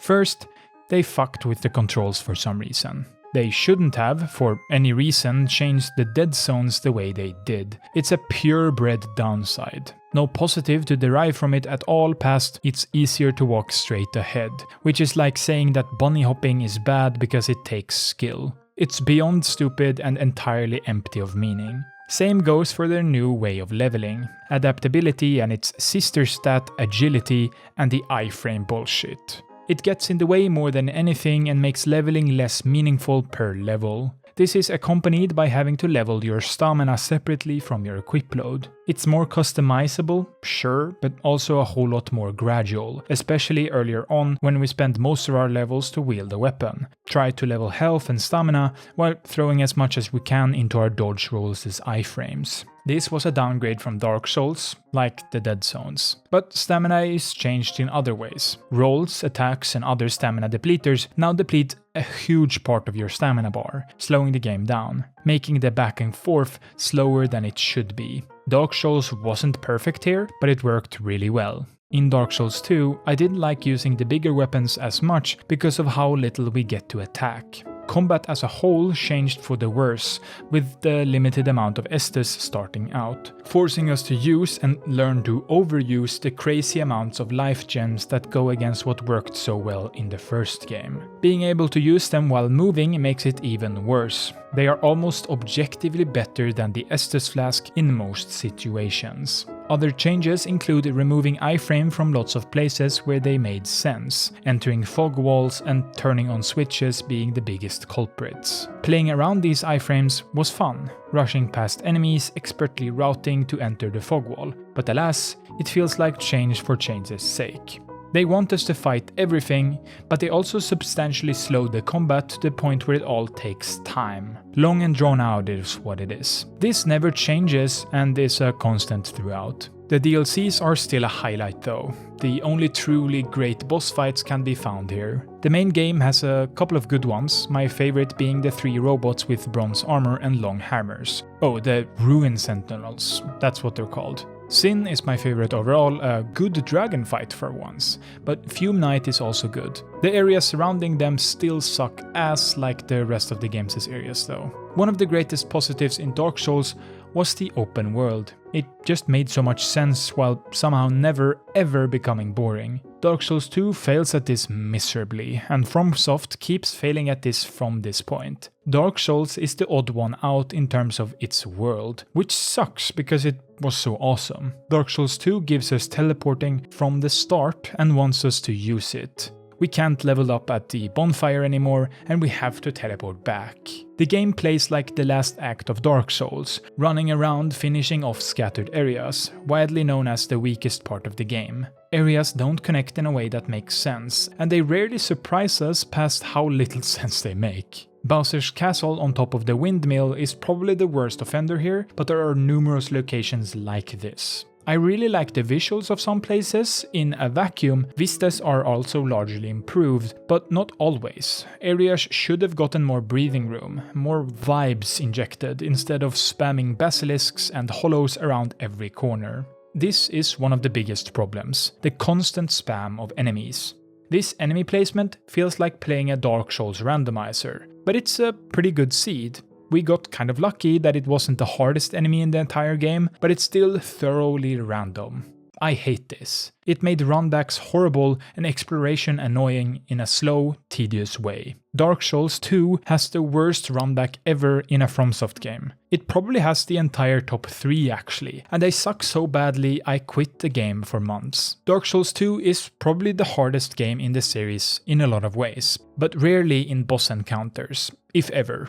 The boss fights are almost all laughable, sometimes literally, a room full of rats or hollows, or they just die so quickly, Dark Souls 1 would have called them mini-bosses. They also just couldn't figure out how to balance the bosses outside of making them deal massive damage instead of deeper attack patterns. Instead, I attribute the difficulty to the areas around the boss fights. Sometimes the runbacks, oftentimes just areas as a whole. The runbacks took me literal hours on more than one occasion, while no boss really held me back for longer than a half a dozen attempts. I think Dark Souls 2 is a chore. It's frustrating, annoying, and other synonyms for irritating. For some reason, this was the main way that FromSoft wanted to make the game quote-unquote harder, because that's what the game have always been about. Right? Wink wink. But they failed quite miserably. Annoying isn't hard. It's just annoying. This was perfectly compacted after I finally finished the game. As I read the credits, not skipping them just so I'd have the footage for the end of the game, the text glitched in and out and started blinking. A capstone so perfect I couldn't even come up with it myself. I mean, come on. They even made the credits harder by making them annoying to read.